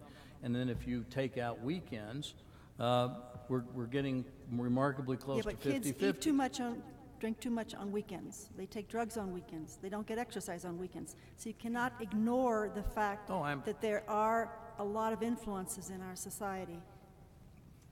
And it doesn't help to assume that schools can do it all, because they simply can't. I absolutely don't disagree with that at all. But I don't think, I remember how much I disliked physical education classes in junior high and high school, because it didn't have a darn thing to do with education, but it had a hell of a lot to do with exercise. And then the bottom line was, I think it was pretty good for the kids that were involved in that. I think we were healthier as a result than the kids today. So to say that schools can't do anything is, I think, mistaken. I think it's hard for them to do because I don't think parents would react well to, you know, their kids coming home complaining they're being tortured by having to do 60 sit-ups in 60 seconds. But to totally excuse the schools where they can make a difference, because we know an hour of exercise 3 days a week makes a difference. Sure. They could do that. They And could do maybe that. they do. No, I don't think they do. I mean, You don't know that, and we don't know. Some schools certainly do. Board Member Flores? so I can go and find a school that has a 60 sit-ups in 60 seconds standard. So Steve, I'm sorry, Mr. Durham, you're singing a different song today, because I just remember a few months ago when you just objected to having PE or physical education at all in our elementary schools because it took away from reading and writing or reading and math. And so you objected, you know, pretty strongly. I remember that. I remember things. So you were, why do we have physical education? I mean, you asked. And when really what we should be doing is spending time on reading and math. And it just stuck. And I thought, wow. And so now, I mean, you're saying sit-ups and whatever. And, you know, that's a curricula. So if that's how a school thinks that their kids can be better than bowling or swimming or whatever, there's lots of options, I think, out there for kids to be physical and to be active. And in fact, Texas just found out that 3 periods of exercise will lower the ADHD factors. And so, I mean, that's research that they have found. Three periods of exercise a day will cut the ADHD by something like 50%. So you have that. We know it's important, and we can't tell the districts how to do it, but we have the standards that will help districts. These standards don't help at all, and I was working under the false assumption that the READ Act had worked and that everybody could read by the time they were finished in 3rd grade. Well, and there's Board Member McClellan. Thank you, Madam Chair. I just wanted to thank the members of the committee for your hard work on these proposed revisions, and also to acknowledge that part of the puzzle that we can't see is what our outcomes would look like if we didn't have these standards. So although on a national level we've seen rates of obesity on the increase, I think it's worth noting that Colorado has year after year after year been a nationwide leader in avoiding rates of obesity and overweight. I want to recognize that, and I want to recognize that just because we have high quality standards that professionals have given their time to help us develop thoughtfully does not mean that you control every factor that impacts those outcomes. But Colorado does have a lot to be proud of, and I'm grateful for your work on this, so thank you very much. Thank you. Board Member Schaaf. I had asked, similar to Mr. Durham, he had asked about marijuana language inserted in certain places. I had asked to add to the trusted adult language parent. Does that happen later when we vote on the amendment? Yeah, So it's that not goes in there now, back to right? the committee. Okay, so the kind of adjustments you've made already were from the public, but not the board. Is that right? Well, the board has had opportunities all along to provide input. So yes, some of the discussions today were based on input from the board previously. But these specific suggestions are Right. come later. Yeah, Board Member Shuffle, I need for you to explain to me your other suggestion about teaching 4th graders about the benefits of arms in the house. Well, I had 2 amendments. You have 2 to amendments. consider. So the But I one have- is the one you just mentioned. Right, but I have another question before I address that. Okay, go ahead. Okay, so here's my thought in line with this discussion. think, I mean, I think what Mr. Durham's saying, and I think we could all agree, that there's a lot of generality in the language and the standards. I mean, we can read any of the standards, and there's a lot of vagueness in the language, and there's lots of language. And when you talk to teachers about how they're actually implementing it, it is down to which curricula they will implement to align with the standards. And so my thought would be, as you look across the districts in Colorado, in terms of what curricula districts choose to align with the standards, however they end up, my sense is that there's not a lot of variety in those curricula. Is that your sense as well? I mean, I'm familiar with a couple of them, but it's not like there's 10 different curricula that districts will purchase to align with these standards. And I think that's kind of where the rubber meets the road.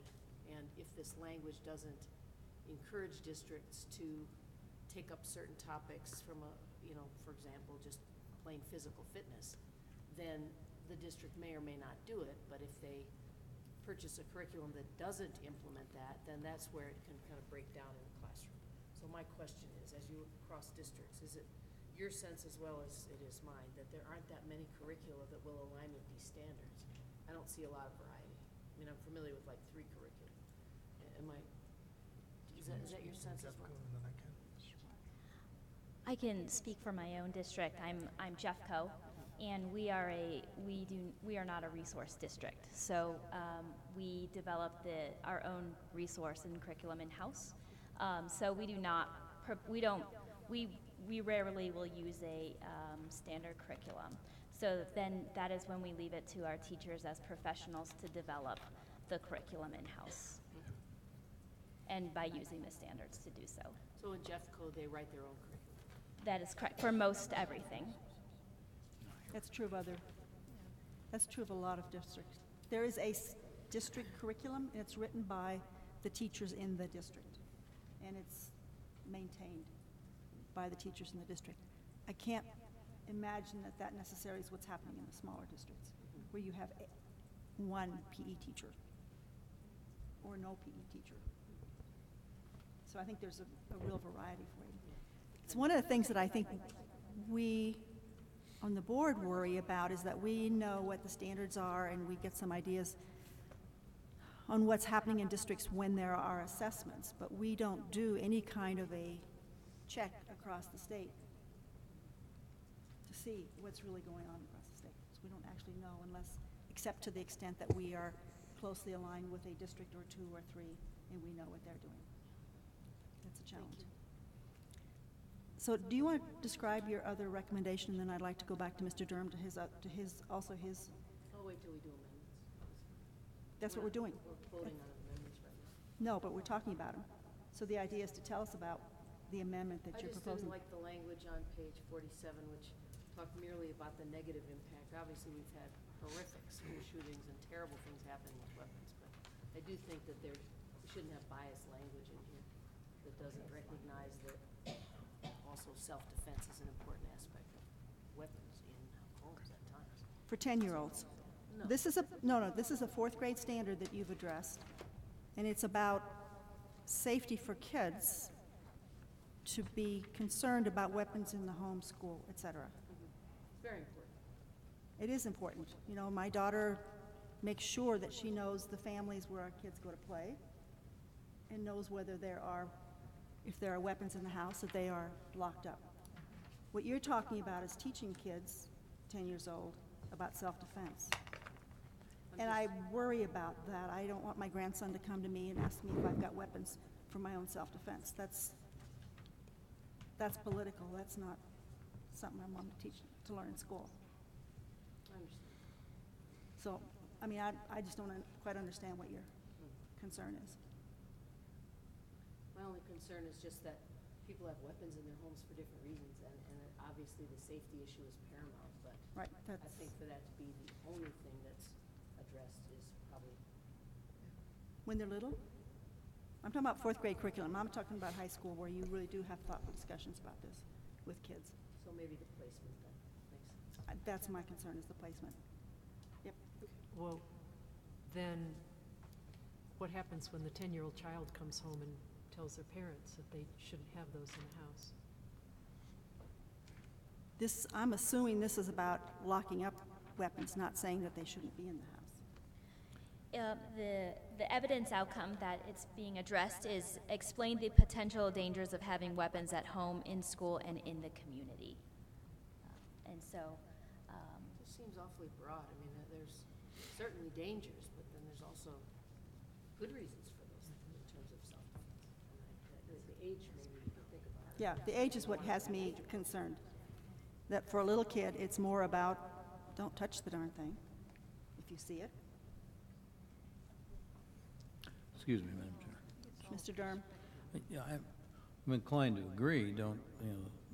What you should be teaching children is they're not to be handled by you. Doesn't make them necessarily.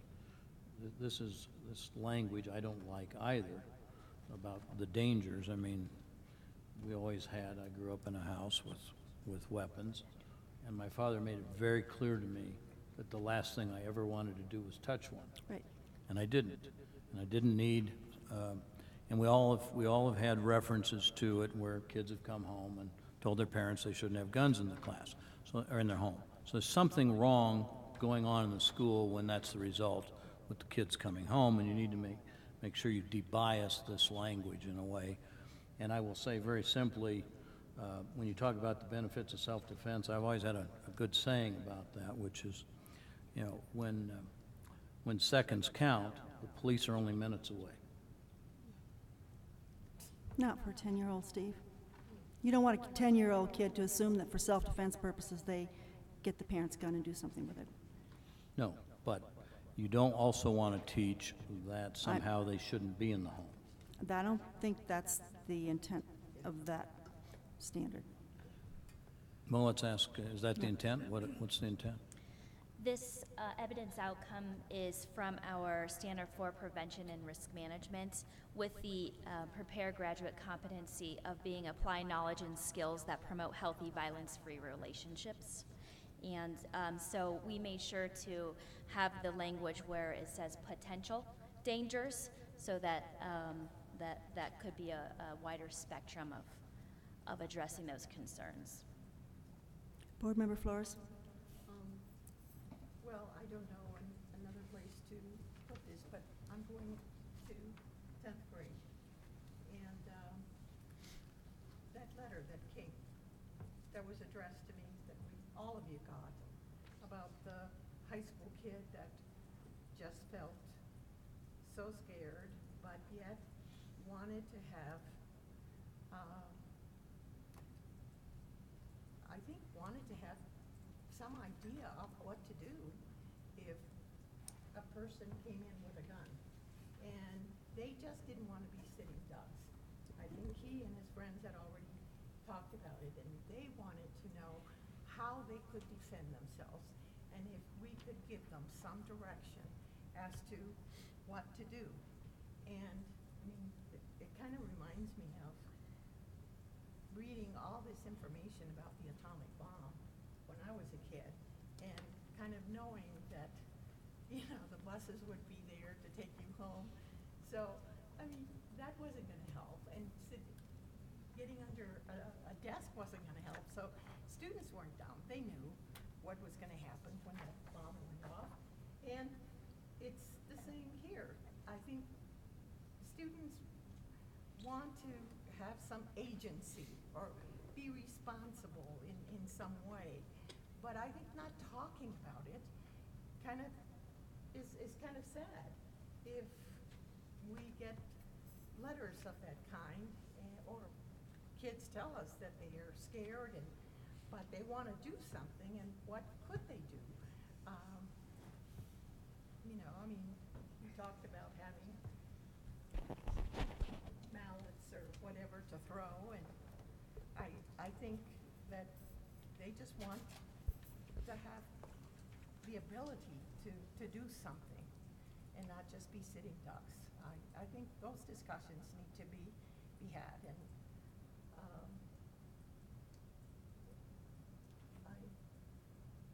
I think we need to have it.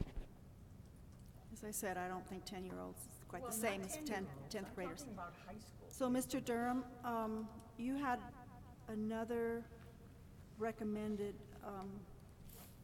amendment, and it was on It was on page 94. I'm just looking at the materials that we received.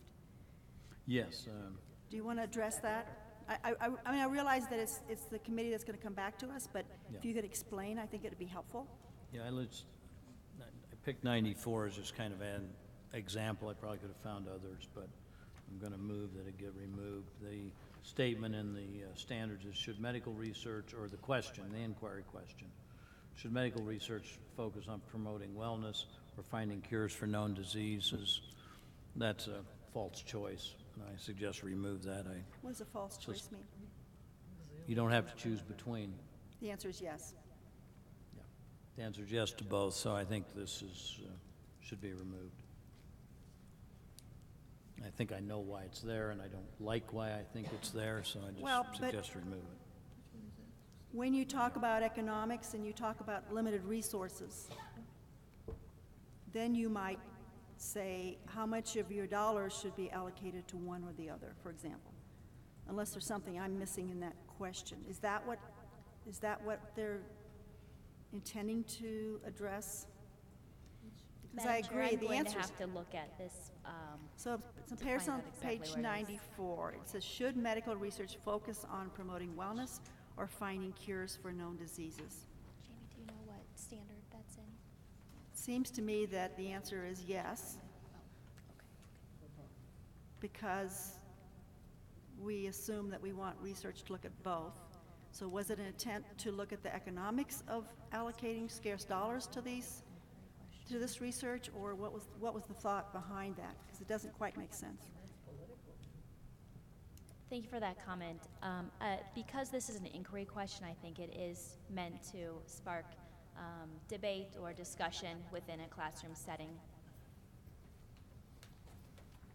About how much to go to each? I think that would be left up to how the classroom teacher might propose that question to the students, or what the topic might be about. The Okay. interpretation.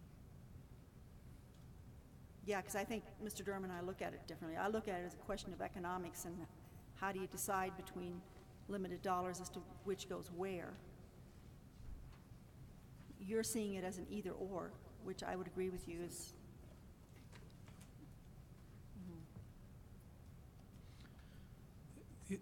I think that the example that just happened right now is what we would like to hear in a classroom. It's a debate over the question. It's an inquiry question. There may or may not be a right answer to that, although you're correct. There could be a yes answer on both of those, but it is really intended to be a question to engage students in their thinking. And that can be facilitated in many different ways, to bring in an economic perspective, to bring in a value perspective, many different ways, but it is really to engage students in thinking about the topic area.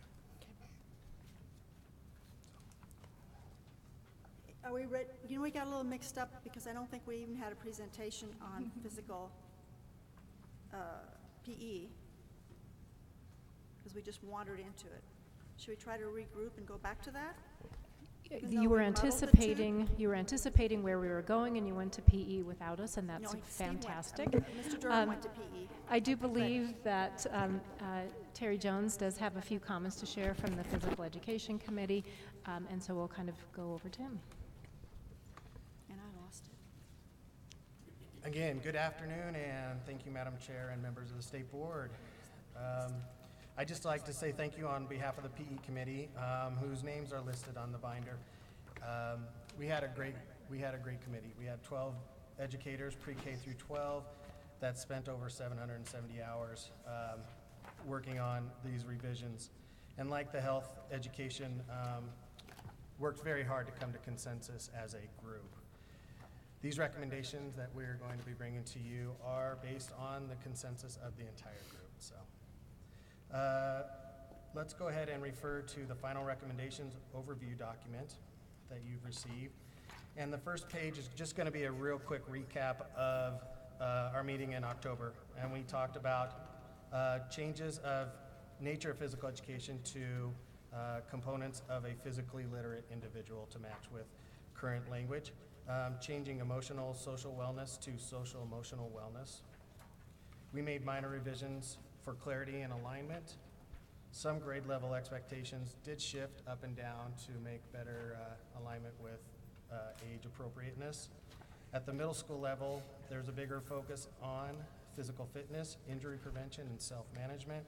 And at the high school level, they revised the evidence outcomes to reflect rigor from lowest to the highest amount. In response to state board questions and comments, the committee discussed the idea of computers in physical education and determined that it is important to have computers, and that they do use computers in physical education many times for health monitoring and tracking. Yeah, much like Fitbit apps that they can use to view their movement skills and analyze their movement skills, to track their fitness levels, to see if what they're doing is improving their fitness levels or not helping their fitness levels, if their strength is getting stronger or weaker, those kind of things. And the second is a public comment piece that they worked on, and the committee agreed with the public comment that the prepared graduates should be revised for clarity, and as you heard, they did quite a bit of that, of making those more clear for you. Those were the major changes and the topics that were talked about by the Physical Education Committee. Are there any questions? Questions, colleagues? I did not see any amendments. Mr. Durham? Thank you, Madam Chair. Can you, Dr. Colesman, can you describe the Colorado Healthy Weight Toolkit screening put out by the Department of Education? I think I need to ask Mr. Hurley or Dr. Hurley to discuss that. I'm not totally sure about the extent of that. It could be something that school nurses use in their evaluations, but I'm not familiar with it. It's not part of our standards. What I have in front of me is Colorado Healthy Weight Toolkit screening, and it specifically has, even in my advanced eyesight, if I can get a little bigger, so it clearly looks like it's a CDE publication. So Mr. Durham, yeah, we have multiple units that maybe these guys aren't aware of, just in terms of our school health division, our school nurses division, our school nutrition division. So there are actually, there is certainly the chance that there would be a publication that these guys don't know about, and in fact that I don't. So we can get that information for well, you. Well, for I the think next meeting. I mean, it's being raised by a constituent, but I think it's a very good inquiry that constituent does believe that Colorado schools screen for body mass index. So, is that any of that information, does any of that data come back to us in any form, any place? Not to my knowledge, but we can look into this. This is through our school nursing work, and so we'll absolutely follow up on that for you. So we're not, do we do any voluntary surveys or semi-voluntary surveys that try to screen for the amount of, or collect information that could be personally identifiable relative to physical activity in a home? So, I mean, this, I'm sorry, that a student engages in. so as Dr. Anthus noted, through our standards work, that is not at all part of that work. I wouldn't want to speak for another division, and so we need to make sure that we can follow up on that for you and provide you accurate information. Because I think, I mean, obviously, we've got a constituent that doesn't think the collection of that information is appropriate, particularly if it's personally identifiable, which I would agree with. Yep. So could we see if we could get to the bottom of that? yeah. And then I swear I've seen some surveys that try and collect data on levels of physical activity, but my memory cannot recall them specifically. So maybe if we could go through and check all those, maybe Yes. have a report on that at a future meeting. Sure. Yes, we will. And then when you get to this healthy weight toolkit. I need to know whether or not parents can opt out of it and that sort of thing. Thank you. Board Member Shepherd? I just had a follow-up question, because I might have found something that answered my own question, maybe you can tell me. But on the CDE website, under the curriculum support for comprehensive health, it says 116 school districts participated in authoring or refining the processes and products of the district sample curriculum project. So do those 116 districts use that then, or, in other words, one might make the argument that the standards are somewhat vague, and so the rubber meets the road as far as what happens in classrooms, to whether or not the standards could help raise the health of our kids based on what actually gets taught. So then we find the website with 116 districts participating in creating these curricula. I haven't looked deeply at each of these attachments, but there's the overview samples and workshops and unit samples and design tools and there's just a lot here. Is it your sense that this content really drives what goes on in classrooms, or how are these resources used? Right, so that project emanated out of a request from the Colorado Association of School Executives to kind of help convene and develop some resources that, for the new standards at that time, which was back in 2009 and 10. So we did convene that number of districts and hundreds of educators to help develop these additional resources. The department does not have any way to determine how much they're used in different districts. We do know that there are some districts that had, when they were initially developed, used them extensively, but we don't track that. Those are just available as voluntary resources. It's a warehouse like other warehouses. Correct. For curriculum. But developed by Colorado teachers. Do you have to redo these websites then when the new standards pass to align them? You know, that's a good question. I think we're at a place now where we don't know the degree to which the standards have shifted and whether or not these would need to be updated. And we'd also have to look to see if there's a demand for that from our districts. We only responded to a demand from districts, so we'd have to look to see if there was a desire for that. Did we get any funding? I don't think we got funding to do that either, did we? No, we had some grant funding that we were able to utilize to assist with that. For personal financial literacy, we did get some funding to create a warehouse, but I don't think we did for the standards overall. That's correct. Thank you. Mm-hmm. Any other questions, concerns? Are we ready for language arts? Thank you very much, folks. Thank you. Appreciate all your hard work. See you next month.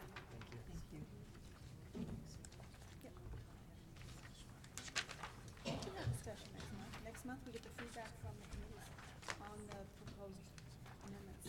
It's like tomorrow,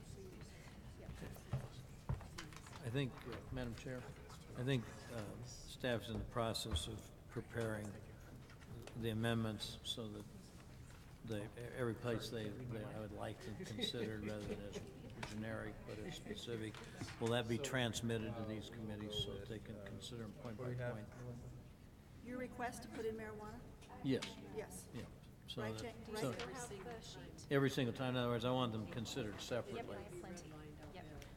So like, it would be like 94 amendments?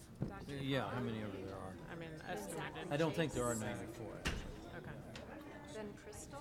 I mean, so that I Yeah, just so want, what it is, what Joyce found is that in some places they changed it. yeah, in some And in places. some places they did not. Right, So I want think them what to we've asked them- consider it every place they did Right. not. I think that's what we asked for. Correct, yeah. Yeah, I think Elizabeth's already found it. Yeah, there are 22 total, and so we've got the page numbers and where it's, marijuana is included, And but then the we can order go through isn't. there What do you one at a time when we propose? get there. You can go back and reread. as you're facing that way. You can go back and reread these, make sure there's marijuana in every one of them. I'm going to try. Okay, yeah, thank you. Well, the question is, do we get a new copy?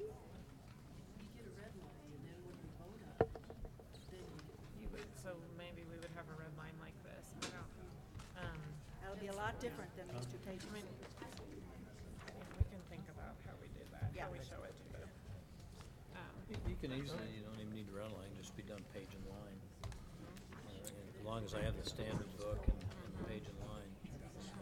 But, so, Or put it online, and then we can sit with our notebook, look at it online, and find all places where it's redlined.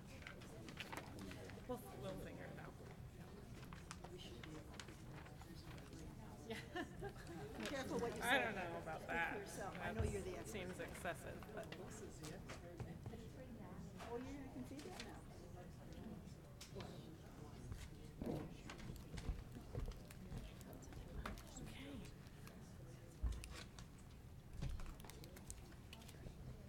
Oh, boy. I lost my skip. Where's my skip? Okay. All right. Now I'd like to introduce our committee for the reading, writing, communicating committee chairpersons. To my right is Zach Chase. He is the district curriculum coordinator in St. Vrain Valley School District.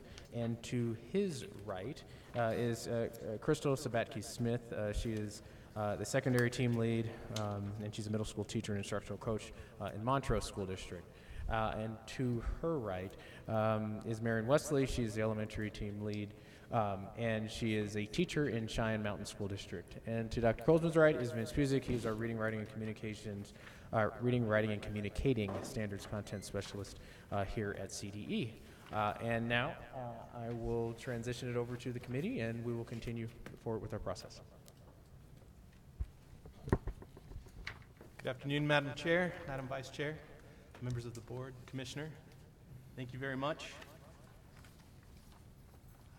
Over the last almost year and a half, I've had the pleasure of working with 15 amazing educators and parents from across the state, and I've never had the opportunity to work with a group of such dedicated, thoughtful, deliberative, and positive people. The efforts of this group were really tireless.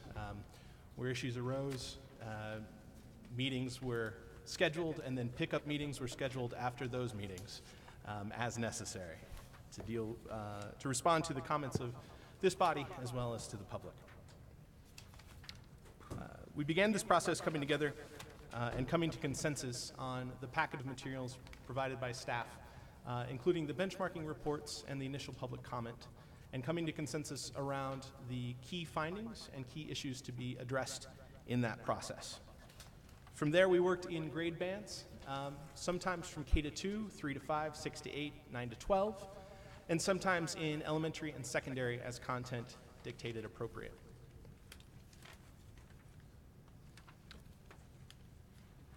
I should at this point thank both Crystal and Marion as team leads for elementary and secondary. I think, as you're aware, after reviewing the materials, you know there's a lot in there, and it would have been impossible to chair just on my own.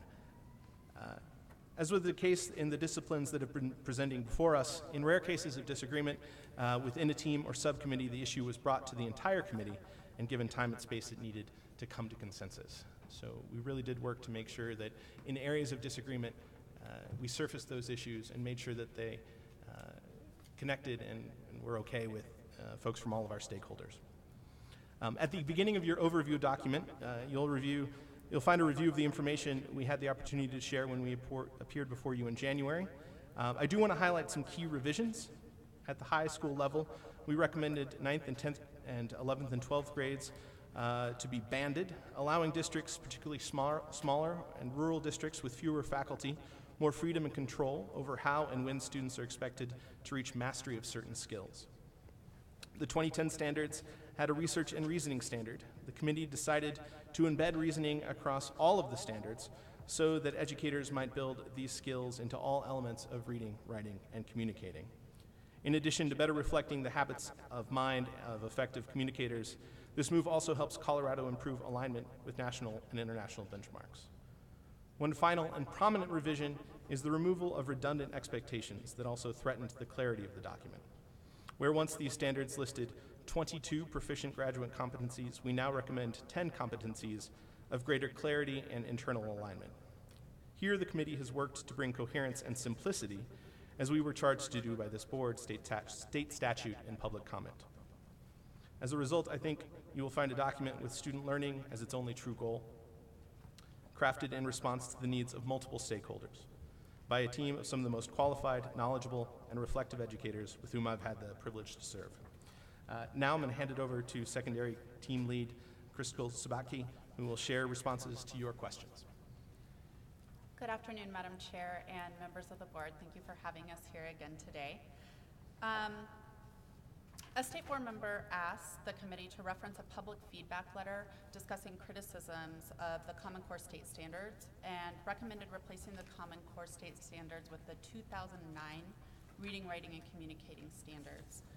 The committee, we really also felt that understanding criticisms of the Common Core was important and necessary, and therefore we reviewed a resource summarizing criticisms of the Common Core state standards for English language arts and literacy at the start of our review and revision process. After weighing criticisms against the benchmarking report and public feedback, including a strong desire by the public to have minimal revision rather than replacement, the committee determined that the standards were well aligned horizontally and vertically, and clearly articulated the skills necessary for college and career readiness, and that they did not need replacement.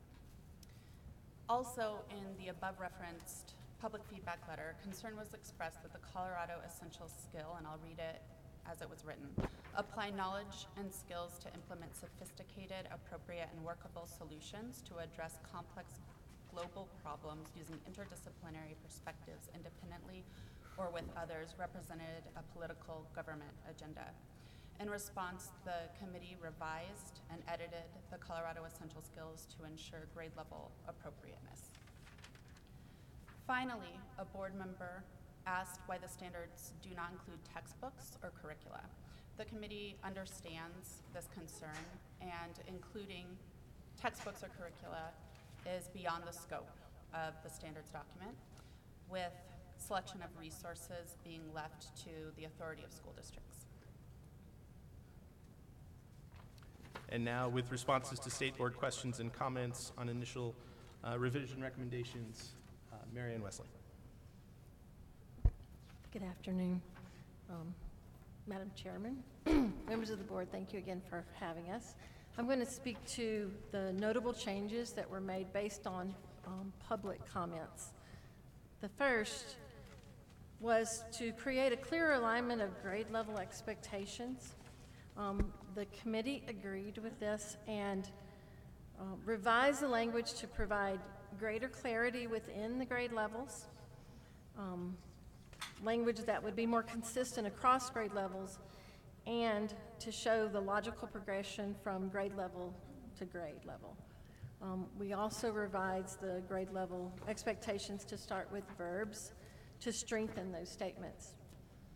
The second notable change was to strengthen the alignment to the READ Act in grades K through 3.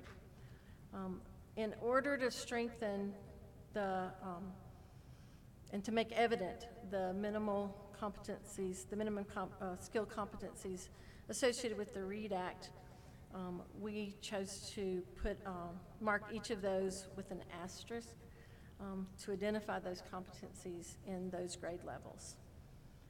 The third notable change, to clarify the language with the Colorado Essential Skills, including essential questions and essential reasoning components of the document. The committee revised the language to better fit the needs within each grade level. Also to clarify the connection between academic context and the essential skills questions and reasoning. We did this so that the left side of the document would more closely align with the right side of the document. Those are our major comments in response to public comment and to the comments of the board. Thank you. Colleagues? Comments, questions? Board Member Shuffle, do you want to talk to us about your recommended amendments? Or not?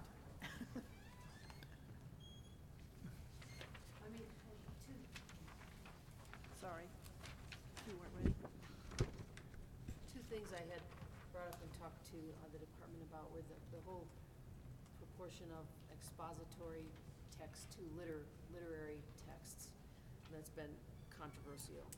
And I think the language that was drafted suggests that the 50 to 70% of informational expository text be interpreted as across the entire school day, not within English language arts classes. I just know, having been in lots of classrooms, that's not how it's interpreted. A lot of English teachers feel like they're not teaching novels, they're not teaching genres, and they're not really teaching great works of literature. And they're teaching historical texts in a non-historical way because there's the inclusion of the historical text in the ELA standards. So they're teaching excerpts from the Federalist Papers or something, but without the historical context. So it kind of parachutes in. So I think that's one major issue, and the suggestion was made to put it in the front matter. Whether or not that's enough, I don't know, but it's an approach. But I think it just needs to be really clear to teachers, and right now it isn't, because I think many of them feel like their curriculum has been gutted in many ways from literature. So that's one issue. I think the basics of reading really aren't well represented through 4th grade, and so I had some amendments around that, because we know so many of our kids are not mastering the basics of reading when it comes to the phonological system, the root words, bases, affixes. That's been a weakness in the ELA standards, and it's one reason why a lot of kids aren't really mastering the skills of reading, so they never get to the point of reading to learn as opposed to learning to read. So those are two aspects, it's So these are items that that's important. lay the groundwork for the standards. They don't actually change the standards. Yeah, well, I guess that's the question. Others might comment on that. I guess if they're in the front matter, then you're assuming that the teachers know where to put it and what to put in, And so I don't know if that's the case. One approach is to put it in the front matter and hope that the teachers know their content area well enough to know what the content of bases and affixes and Latin and Greek roots are and where to put them, which ones one should put where. If not, then we probably should be more specific. If so, then it can be in front matter, as I've looked to others for their thoughts. So let me ask, and then I'll get to you, please. Let me ask you, on the first part, I think you're suggesting that the 70% of informational texts includes the entire curriculum, not just language arts. Yeah, that's what we had talked about. And so I'm just looking at how that's implemented. Does that mean then, as a school, you have a conversation so that you ensure that in social studies you're reading the Constitution and the other documents that some language arts teachers have felt they needed to bring into their curriculum? Just trying to figure out how you implement what you're saying, because I don't disagree with you at all. I just want to make sure that teachers, we have the old silo problem. In high schools. Criticism is that students are not being exposed to great literature as they once were. And English teachers have been traditionally the ones that have done that. And one way to think of the way, in terms that it doesn't have to have that eventuality, is if the school understands that informational text is very important in a school day, but if the 70% metric doesn't situate inside an ELA, an English literature class.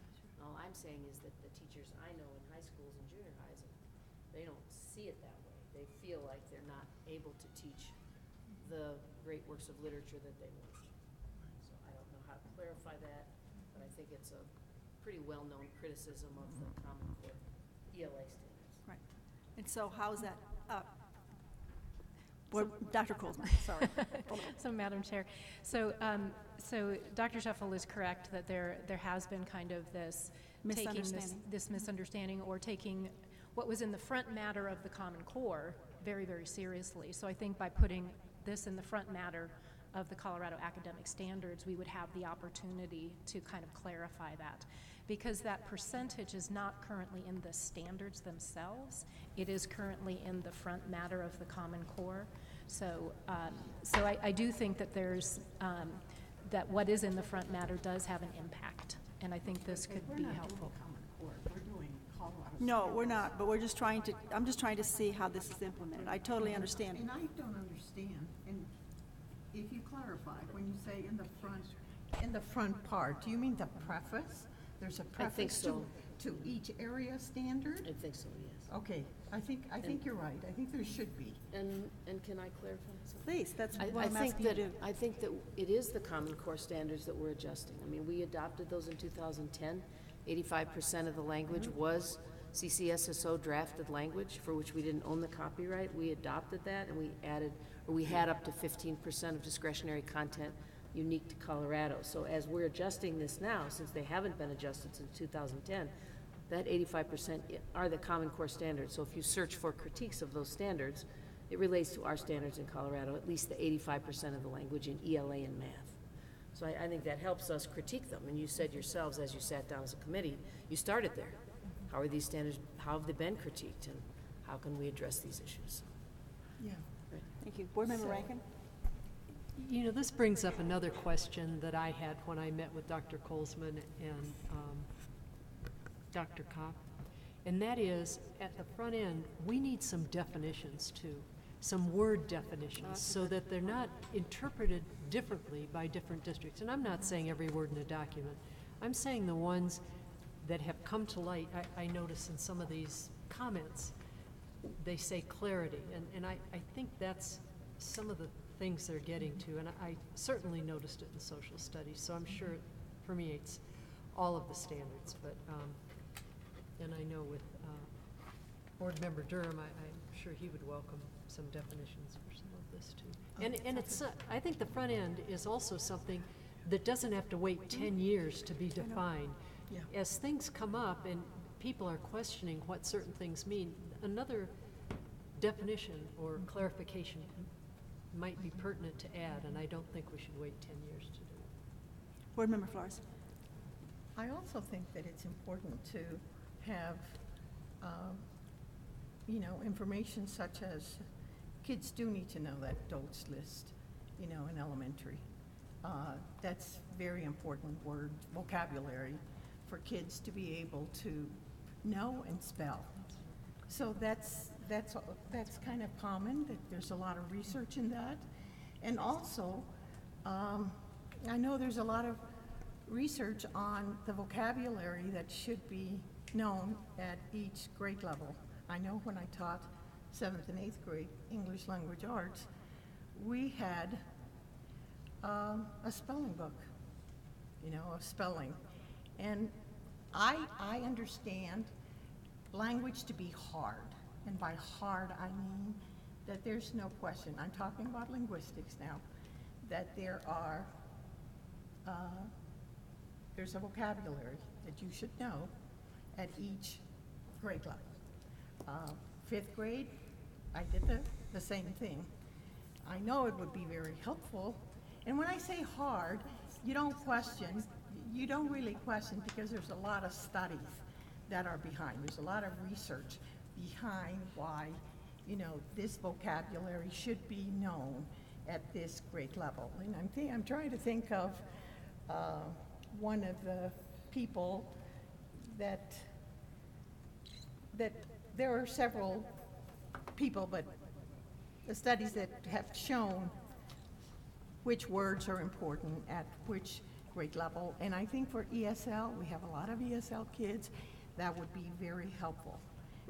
I don't think there's a question, you know, that vocabulary is, and just like Dolch for those early elementaries words, there's also, but it was very hard this month to do much of anything other than to just read, and I wish I could have gone to the library and done, you know, some work on some textbooks and stuff. And I'm actually talking about textbooks because language, as I said, is hard, and so that has been known for many years, and now we don't have that. I have a collection of reading texts going back to the 1800s and such, and so there's been, you know, there's been some changes, but not very much. So it's important, I think, especially to maybe even preface this information. You're talking curriculum. No, I'm not talking curriculum. I'm talking language. And language, as I said, is hard, and that has meaning. That means that it doesn't change. And we may add words to, you know, new words, but literary, and, there are words that you need to know. Okay, Board Member Sheffield. Could I ask a legal question about who owns the copyright for the language that originally defined these standards when the board adopted them in 2010? I think it was NGA, CCSSO. I don't know if that copyright expired and now it's public domain. In other words, is there any restraint or constraint on the extent to which this language can be changed or adjusted? That's a good question, Madam Chair. So CCSSO does own the copyright for the Common Core state standards, but they own it on behalf of the states, and we are the states, and we have been given explicit permission to be able to make whatever, make the standards Colorado's own. And so many states have already made edits and changes to the Common Core, just as this committee is proposing. So it's not as though there's a constraint, like you can only change 20% of the language and then you've really messed up the copyright? No. We may get to a point where we would say that we're no longer truly Common Core because we've amended it to a certain extent, but there's nobody who monitors that. There's no agency that monitors that. Okay. Board Member Rankin. Mr. Chase, this might be for you. When your committee was working on these standards, did you look at some of the other states in these areas to see how they've changed and adapted, maybe use some of their ideas too? We definitely did at the beginning of the process as we were thinking through what have other folks done as they've shifted through. And then as we were kept that in our heads as we were moving through. And then as we were moving through the actual revision process, looked to public feedback more as we were going through. So that was it's pouring different glasses of water into a pitcher and then saying which part did what. So yes, that was definitely a component of what we considered. Were there any things that other states did that we just totally rejected? And you don't even have to name them, you can just say yes or no. There's nothing that comes to mind as we're going through, and yeah. I'm just curious about that, thank you. Thank you. Thank you very much. Thanks for all your hard work. See you next month. Thank you. Science.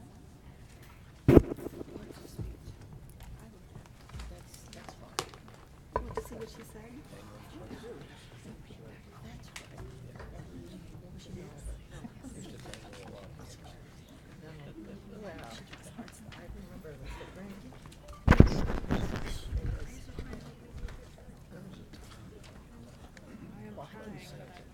I'm not sure I could do it. Oh, I can't. There was a time.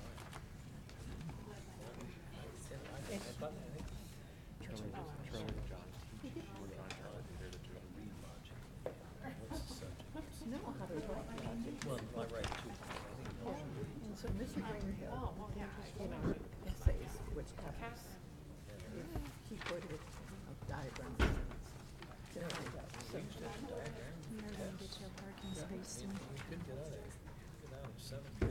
See, this is what I mean about language being hard. I mean hard that you can't question because that's the way it develops. Yes. In this sentence, this is an this usage. Right. And this is what we mean about. And this is what this word means. Exactly. No, I agree. And then we have. It's not open to a great deal of interpretation. Hi again. Welcome. Welcome back. All right. And for the last presentation, we were going to go through the science committee. This presentation will be a little bit different than the ones that have happened previously, in the sense that we will be here to be able to provide a little bit of feedback related to the superintendent's meetings that we went to. However, still joining us again to be able to answer any specific questions. To my right is Dr. Charlie Warren. He is a teacher education licensure officer at the University of Northern Colorado. To his right is John Ailson. He is an assistant to the principal in Cherry Creek School District. And not with us today is Dr. Joanna Bruno. She actually, I believe her grandfather was turning 90 today, and so she had an arrangement that she wasn't able to be here. So she is sending her best and was very much helpful to us all in this process. So the purpose of this portion of the presentation is really to offer you all some of the additional feedback that was gathered related to the proposal to adapt the Colorado academic standards into the next generation and adapt the next generation science standards for consideration as Colorado science standards, and also the recommendation around banding the middle school standards. So we did go through a process in addition to the survey that was reported last month, some additional district outreach or leadership outreach, really to speak directly to district leaders to get additional feedback on what their feelings were with respect to this particular recommendation. Moving on, thank you. And so we went to a number of different venues, inclusive of the Case Winter Leadership Focus Group, which occurred in February, as well as 12 superintendents advisory council meetings that occurred all throughout the state. And so looking at this chart, you can get a good sense of the locations to which we went around and were able to conduct presentations and gather feedback. In addition to this list, we also expanded it just a little bit more to include the Colorado League of Charter Schools. We were able to get some additional feedback from some teachers, actually just this past Friday, which made it past the deadline, and also the Colorado BOCES Association. So what we really wanted to do was go around and hear from people firsthand, just to get a good sense of how they were feeling about this recommendation. So in terms of themes related to adapting the next gen science standards for Colorado, the themes by and large were the same around this recommendation. There weren't really a whole lot of questions overall about the decision to move forward with the adaptation. However, there were some questions around concerns around training, professional development, and the need for additional highly trained science teachers, and there was some questions and suggestions around the different timeline for elementary teachers. In speaking to all of the meetings, I think some of the themes that came up were questions around just financial support that might be needed for some of these things in terms of curricular materials, science equipment, and additional training and professional development. So what we reached a saturation point actually rather quickly, and so as we started to go around to different meetings, some of the very same themes started to emerge over and over again. In terms of some of the benefits related to this recommendation, there was a general feeling that it would, this is the, oh yeah. In terms of the benefits related to the banding, I'm sorry, got a little confused there.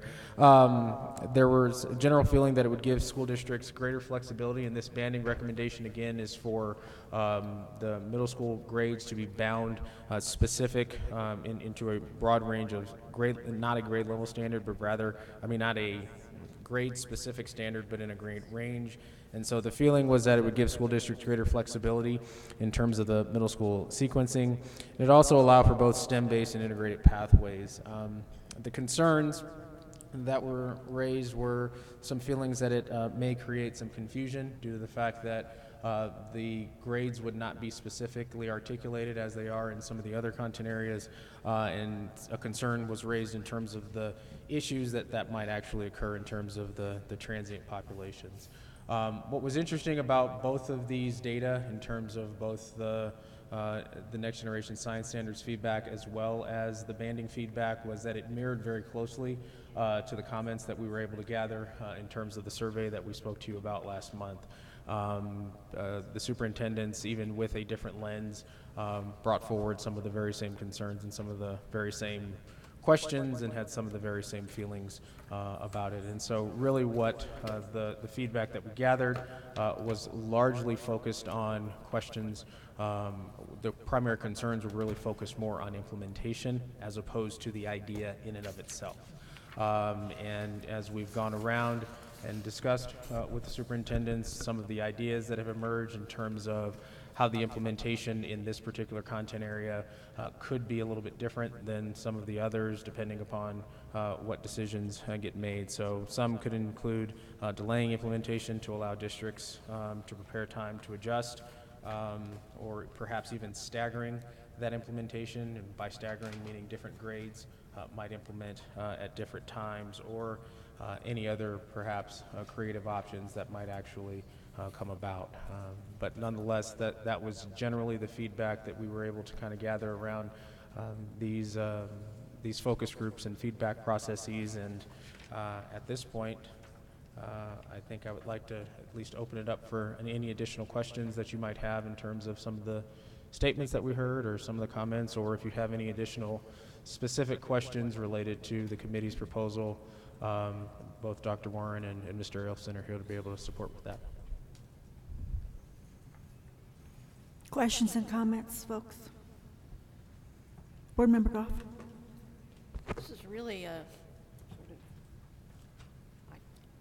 of off-the-wall question, it might be. I just wonder if you have any indication right now that changing to or some close form of standards closer to the NGSS, if it would have any impact on teacher recruitment. If they're, you know, you know what I mean? I think you do. It's not that we don't have any place that's using them. That's the fact is that we do. But I just wonder if that, knowing that Colorado was moving toward that direction, if it would be some sort of a spur to consider some districts that have not yet had the same interest level expressed. I don't know if you would have. Your opinion matters to me. I'm just thinking. And thanks for the question. At UNC, we work very hard at recruiting new science teachers, and it's much less about, they all believe they're going to be teaching the best science that we know how to. It's much more about, can they make more money in the sciences rather than in the schools? So a lot of our recruitment efforts really come down to perception of teaching as a career rather than the curriculum. What they remember is what they got when they were in high school. And then what they discover in our program, and I believe it at CU and at the other folks that I've talked with, when they discover that we're really, all of these curricula are merging, they feel much better prepared with that, and that's once they get into teacher prep. But for us, just to summarize, it's more about the perception of teaching than it is about the perception of what science will be teaching. Board Member Schaaf. You know, there's obviously different entities that review standards. I think I mentioned this last time. But I think that ours were ranked or rated as a D by Fordham, and then they rated the NGSS ones as a C. So when your committee sat down to discuss this, did they talk about some of those repeated criticisms, which is that the NGSS are more process-based than content-based, that there isn't enough math in there, just to name two criticisms that seem to be mentioned by a number of people over and over? I mean, did they talk about that, or is there a refutation for that as you develop? We did have that conversation, and interestingly, some of the later districts that have adopted and adapted NGSS are now getting much higher ratings on the Fordham report. I think the Fordham report leans towards more of a curriculum base and looking for more specifics. So that conversation did come up, and we did review the report as well.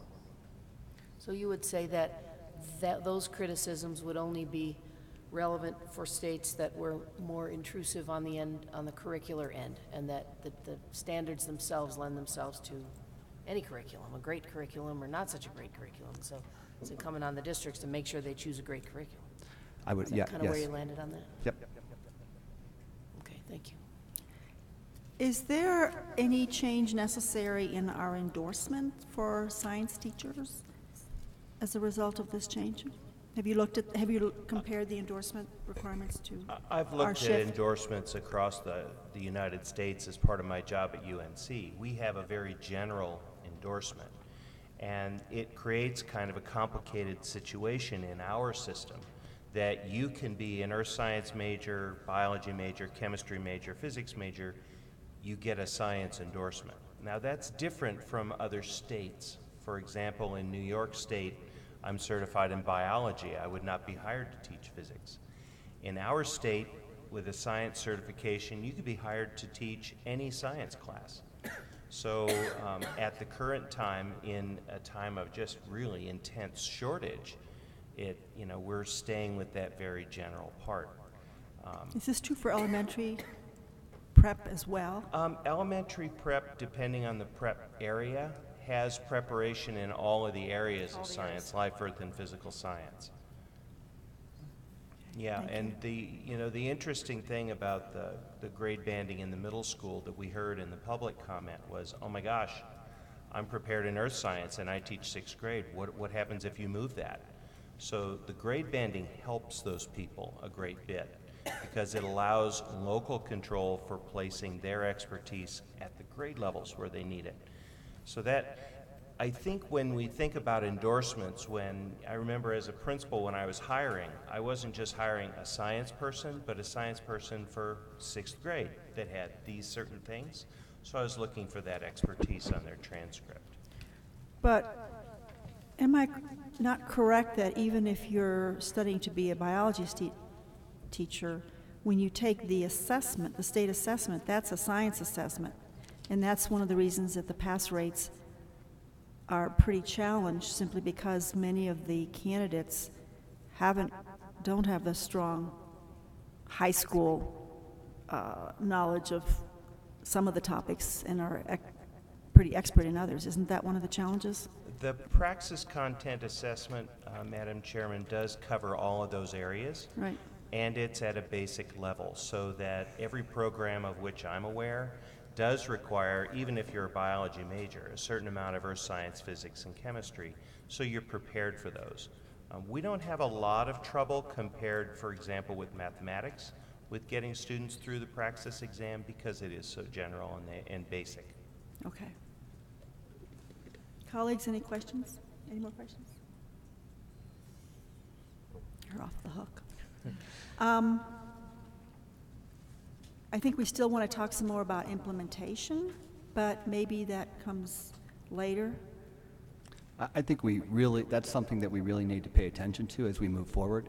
And our committee did have conversations about different aspects and different options that I think were captured in Dr. Floyd's slide. I think we need to be very aware so that as we move forward, we can prepare our teachers and our systems as best as possible. I think there were statements that were made about professional learning versus equipment and resources that are out there. And I have to say that our state is very fortunate that we have a tremendous amount of, like for instance, our Colorado Science Educators Network that comes together to help support all educators across the state. So I think Colorado's fortunate that we have some things already in place that'll help us move forward. So I think we heard from a lot of those folks as well in our letters. I'm curious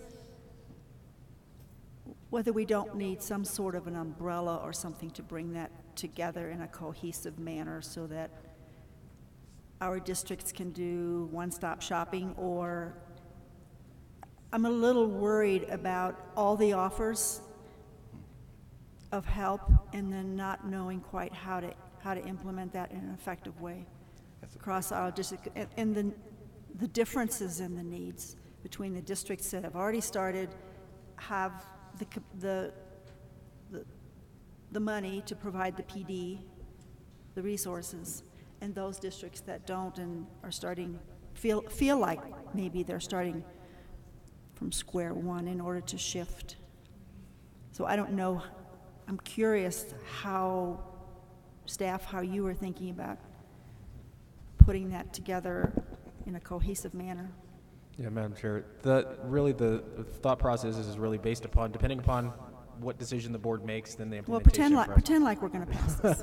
So then from there, I think it's a matter of, No, don't count your chickens, I know that. But I think to some extent, there's a level of anxiety here at the table for our schools. Sure. So that's been a conversation that Carol Gates, Director of Standard Instructional Support, and I have started to have in terms of thinking about the long-term implementation process of it. There are a couple of things that I think have to be considered right now with respect to this, is where the actual pressure points are for the system. in terms of, one, kind of resources and materials, right? And so that's one pressure point that we've heard directly from superintendents, as well as in terms of just the feedback. And so in my mind, thinking about support for implementation, those resources and materials would actually have to be coupled with that in order to make sure that they feel comfortable.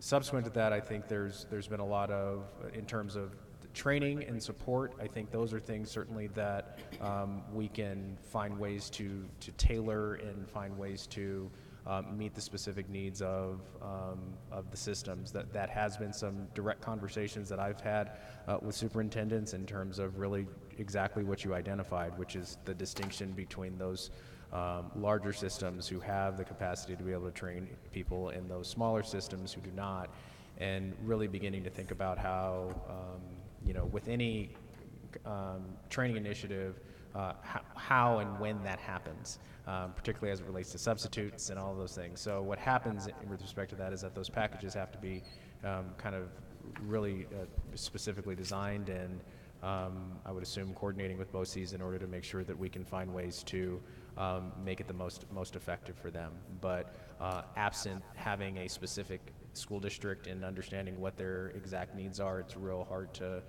get overly specific, but those have all been questions that we've started to think about and consider. Did you have some more comments? The only thing I would add to what Dr. Cobb said was that we do have another resource, which is time, because we have in statute there's a 2-year time frame for districts to move to the revised standards. For the assessment. Right. Okay. But we also have some ability to time when the assessment transition happens. And we can look at the notion of an extended implementation timeline for science. I think that's within our purview. So I think that there's some ways that we can provide the resource of time for districts. Okay. So the goal is for us to do the right thing, but for you all to do it the right way. Mm-hmm. And it sounds like this is a pretty big thing and that there's a huge variation in need. Board Member Shuffle. Were you finished with that line of questioning? Pretty much. I didn't interrupt. Go. I just wanted to follow up on what I was asking before about curriculum. So assuming that the rating is accurate or not accurate, but let's say it's a mid-range rating for the NGSS standards. Then when you look on the internet at the hub for NGSS, and they suggest curricular materials, alignment matrices, and curricula, I mean, how can we feel good about the standards if the very same entity that wrote the NGSS standards also are aligning with the curricula? In other words, the way to enhance the impact of the standards is to get great curriculum, but it seems like the NGSS are the ones that are actually suggesting the curriculum, aligned with standards that really aren't rated very high. So you could either disagree with how they're rated, or maybe there's slippage between those two entities, but could you speak to that? I think so. The difference between the hub and NGSS is that the hub is put out by NSTA, so National Science Teachers Association, with the idea of how do we move from standards alone to helping teachers make that transition to actually making it go to fruition within the classroom. So I don't think they're competing. I think they're complementary, and I think they augment each other. I think when NGSS came out early on, and I think people looked at that and said, I agree with that, but I'm not exactly sure how we're going to make that work. Now that it's been out for 7-8 years, I think we've had some real good minds come together and say, here's some models, here's some ways that we can actually go from the standards to what it looks like in the classroom. But that does then get to the place of curriculum and being good consumers of curriculum and the professional learning that goes along with that. Okay, thank you. Board Member Rankin. Along those same lines, what about the test for it? I mean, if we're just giving them time to develop the curriculum and have it in their class, it looks like, I mean, even some of the original states haven't tested the kids on those standards and that curriculum and that whole rollout. Madam Vice Chair, maybe I can help with this. So these guys are the standards folks, and so we try to help them make decisions based on the standards, and then our assessment team will follow that. So based on whatever decisions you guys make, we will then have to also do an implementation process around what does this mean for our assessments.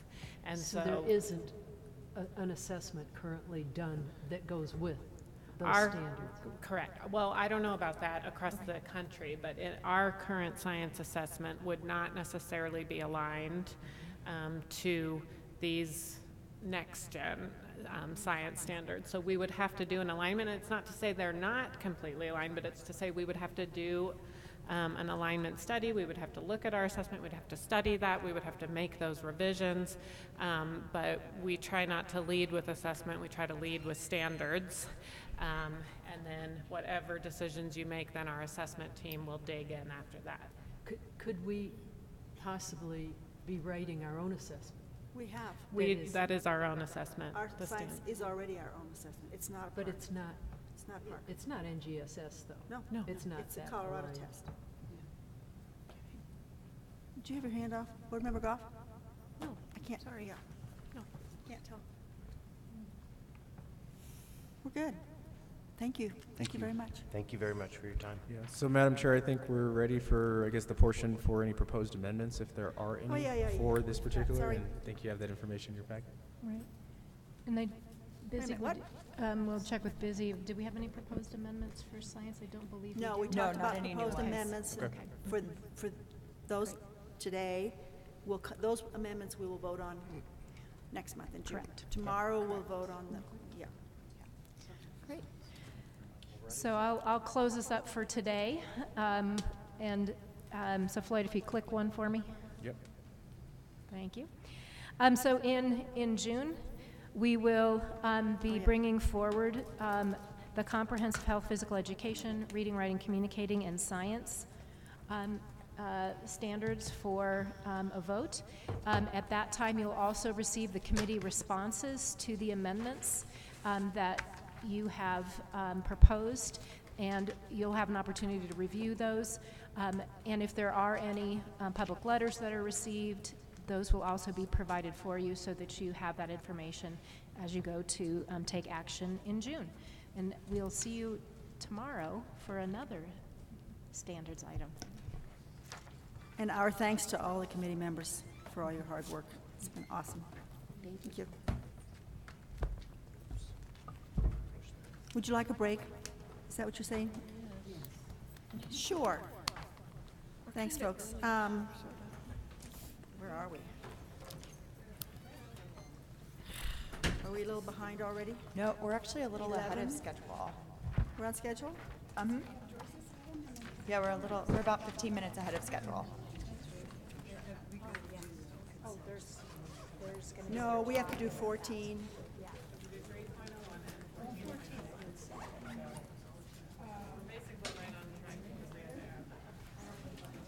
All's well? All right.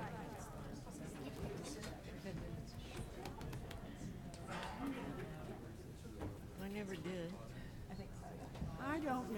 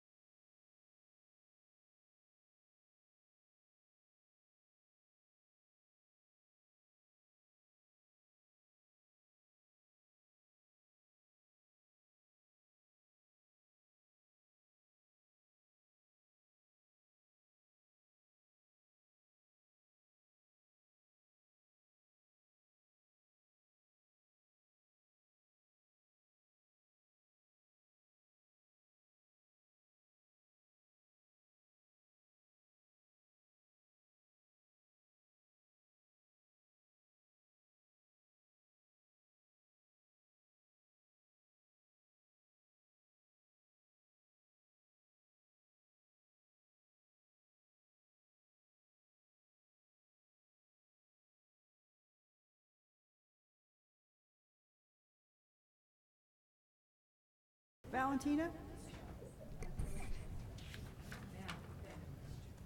I have a weapon in my hand, since we're talking about weapons. Our next item is an item that was pulled from the consent agenda, item 13.01.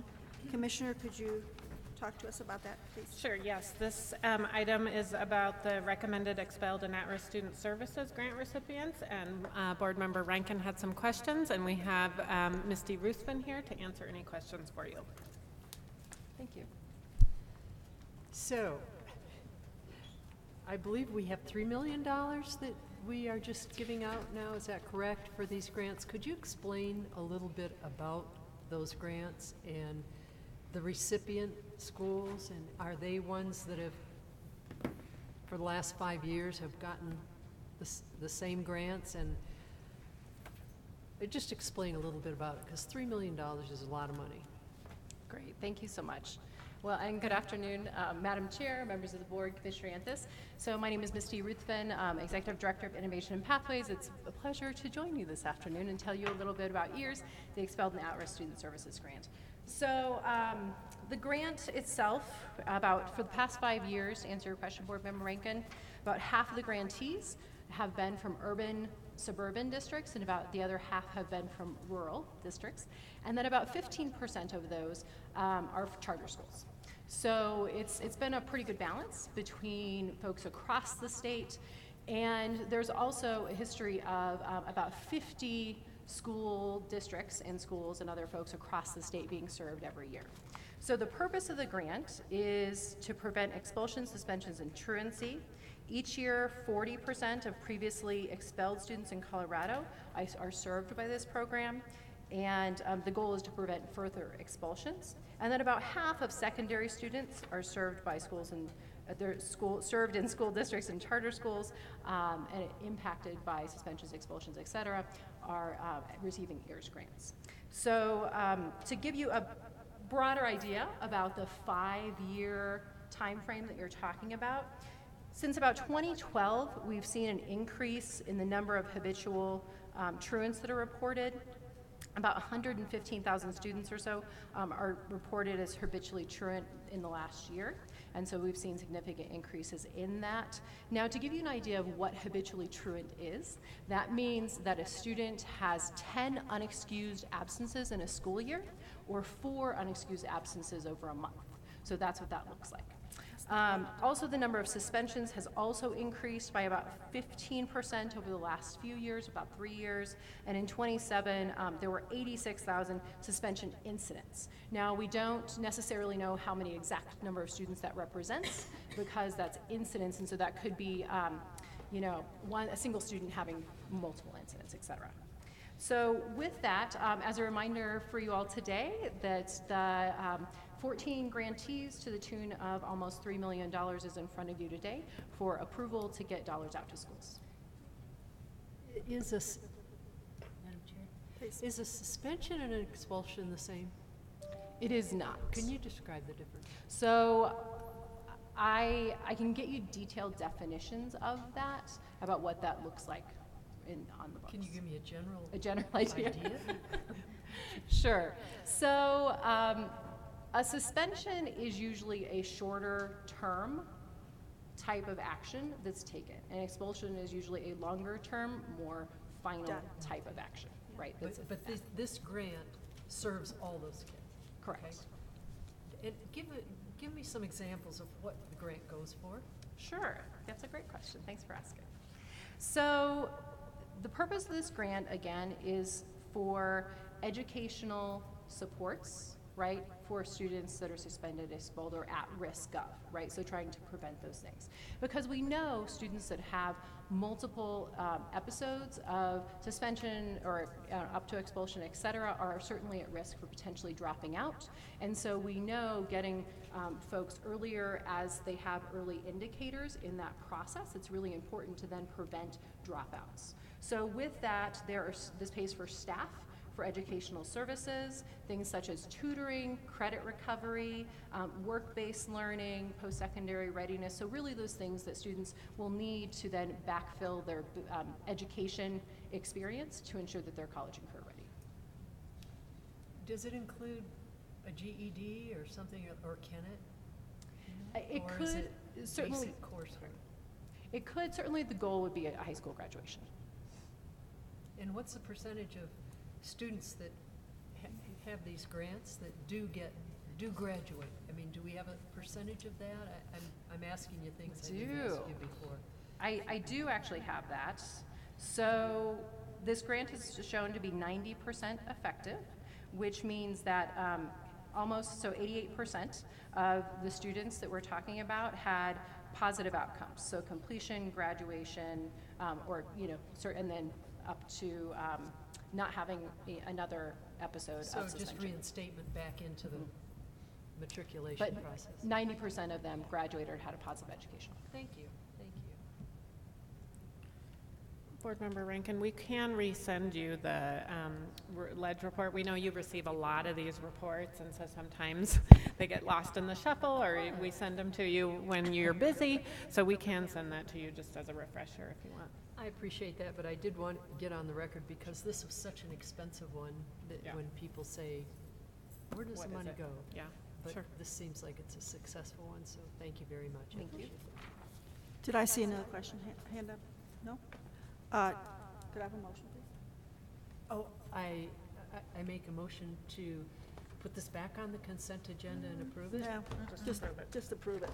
I make a motion, I approve it. We approve it. Thank you. Anyone object? Do you want us to get real formal here? Do you want a formal motion? Commissioner? You want to make a motion to approve the expelled and at-risk student services grant? Just an official. I move to approve the expelled and at-risk services grant. As set forth in the published agenda? As set forth in the published agenda. You caught me Thank off you. guard. Anyone opposed? Thank you. Thank you very much. I just wanted to see her again, 'cause we haven't Yes, seen we her. have Miss Missy, so welcome back.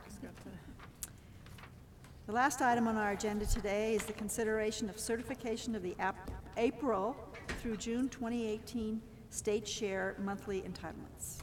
Before we begin discussion, is there a motion on the floor? I make a motion to pass it.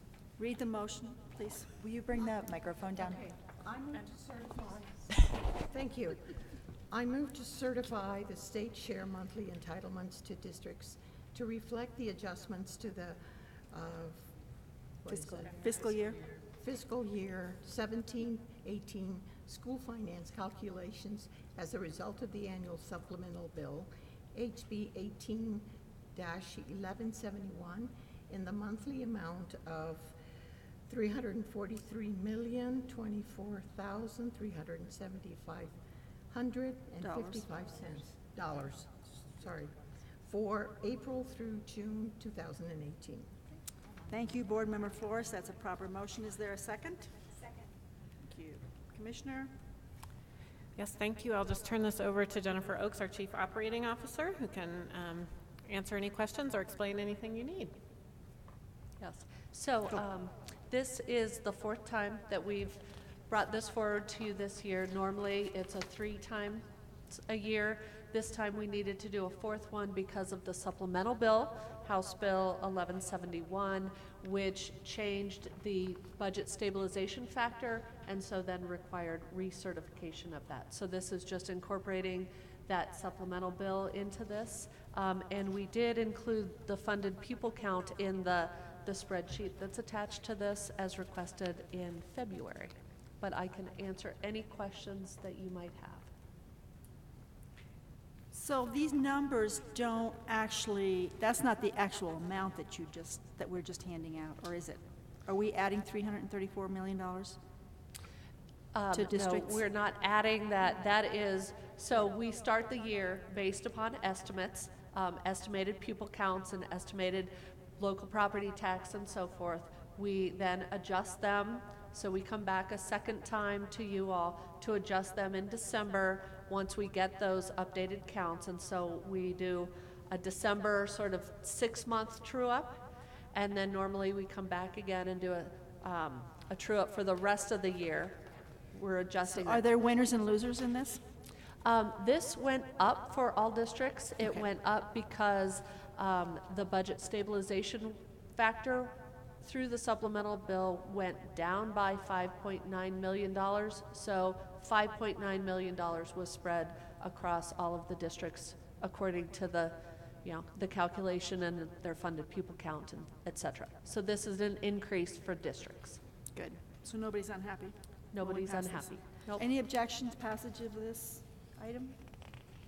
Done. Thank you. Thank you. Passes unanimously. Okay, kids, come back tomorrow. I think we have afternoon public comment. Okay. In 15 minutes, so if you want to do Thank a Teacher pictures. Oh, we forgot all about that. I mean, I'm doing it. Val is over here working hard on hers. If you want to Sure. kill time for 15 minutes. No, but I'd like to do it. It's a nice idea. In 15 minutes. We have 15 minutes. It is set for a time certain.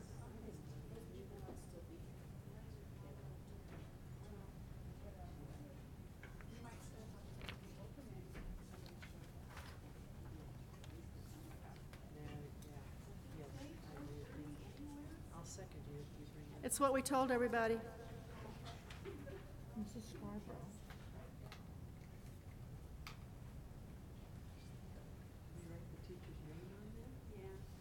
You can write many. It doesn't have to be one teacher, it can be other teachers, several teachers.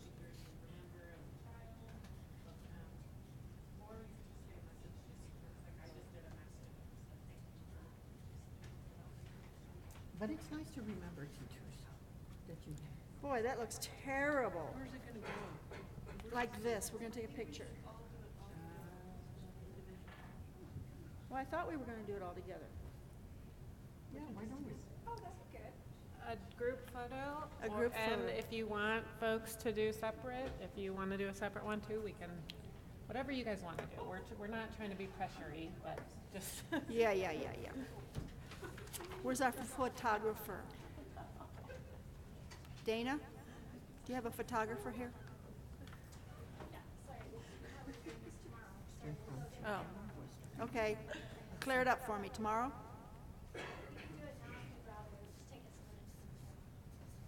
We got 5 minutes. Do you Tough. want to do public comment really quick? What? Do we want to do public comment really quick? If you, I think they were worried about, I don't know. There are people ready? Yeah, the ones that are signed up are here. Okay. So they can start doing public comment? And then by the time you get through, it'll be 4:30, and then anybody else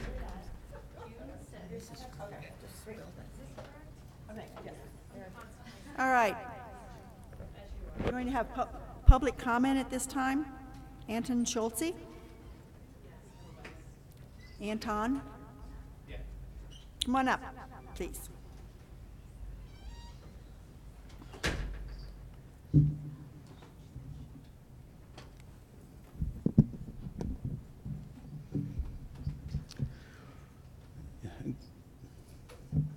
You ready?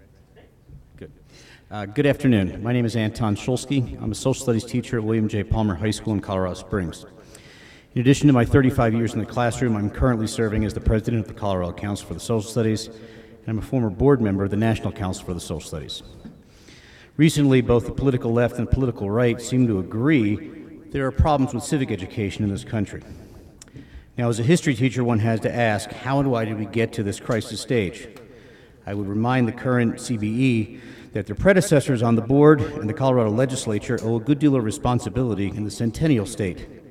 In the mid-1990s, Colorado embarked on creating state content standards with the intent of assessing student learning. I worked on some of those early assessments, only to have the state legislature and CBE decide that only math and language arts would be tested. I watched as countless elementary and middle school teachers, on the advice from well-meaning but clearly uninformed administrators and local boards of education, abandon long-held practices of teaching history and government in favor of teaching only math and ELA. Through a decade or so of NCLB, more and more emphasis was placed on math and ELA and then science education, and more budgets were cut regarding civics and history education. The advent of Common Core curriculums steeped in their own controversies have further complicated the issues. In a sense, we have reaped what we have sown. It demonstrates that educational policies do have unintended consequences. Too often, elected officials have well-meaning intentions or ideas, but rarely do they bother to consult with the professionals in the field. Easy, feel-good solutions to more than a generation of neglect is hardly sufficient. While the Joe Foss Foundation and others who tout the citizenship test were studying only American government as a means of instilling civic education have good intentions, their solutions are simplistic and short-sighted. If there were issues about students learning math after having been ignored in the classroom, would we require simply a memorization of multiplication tables? Would we require students simply to diagram sentences for ELA? Civic education needs to be dynamic and engage young citizens in democracy. Recent student demonstrations, both in support of the Second Amendment and in support of limits to the amendment, show that students are in fact engaged. The CBE can support civic education by supporting proposed state standards that promote civic engagement and not just the memorization of facts. The CBE can and should promote active participation in our democracy. My own students are currently debating mock Congress bills that would address greenhouse gases, counteract terrorism in Somalia, and allow ex-felons the right to vote. These and other important issues. As one stated over 50 years ago, democracy is not something you believe in or a place you hang your hat, but is something you do. You participate. If you stop doing it, democracy crumbles. I would add that our own students deserve serious solutions that teach them to participate in that democracy. Thank you. Thank you. Whoa, good time. Jeanette Breton. Hello. Afternoon. Good afternoon. It's been a long day, I bet. We've seen you out there, so you're very patient. Yes, I'm from Monument. I am here. I've actually already sent an email to you guys. I'm not going to reread it. I'm a parent. I'm considered a maker, a technologist. I'm also a business owner, and I'm now a community leader with the Colorado Maker Hub. And I just want to strongly indicate an interest in approving the science standards. My background is in chemical engineer. I'm a degreed in chemical engineering, but of course I changed my degree, not changed my degree, but changed my profession to technology. And with the NGSS standards as they are, with the science and engineering practices and the cross-cutting, they basically enable a lot of the students to connect with a lot of the making that happens. I was involved with helping a teacher make that change in reversing the thinking of the students, in basically changing the ownership of the learning that they were doing. So instead of dictating the concepts, they were actually using the processes in NGS to help them, enable them in the learning. When I read my feeds this morning, one of the things that I'm in as a technologist is in the AI, machine learning, and data scientist area. And if you look at that field, what we're teaching right now is not fitting any of that. But if you look at the processes that you're learning with NGSS, it enables those students to learn that, okay? With the engineering and scientific practices, not necessarily the content, but with those practices and the cross-cutting that's happening. So I definitely want to emphasize that NGSS is a big value in that sometimes we don't come away with the concepts, we hope they do, but with making hands-on projects and helping them make those connections with the cross-cutting and the practices that NGS has for us, it actually helps those students connect better and actually be our future leaders of tomorrow. So that's it. Thank you very much.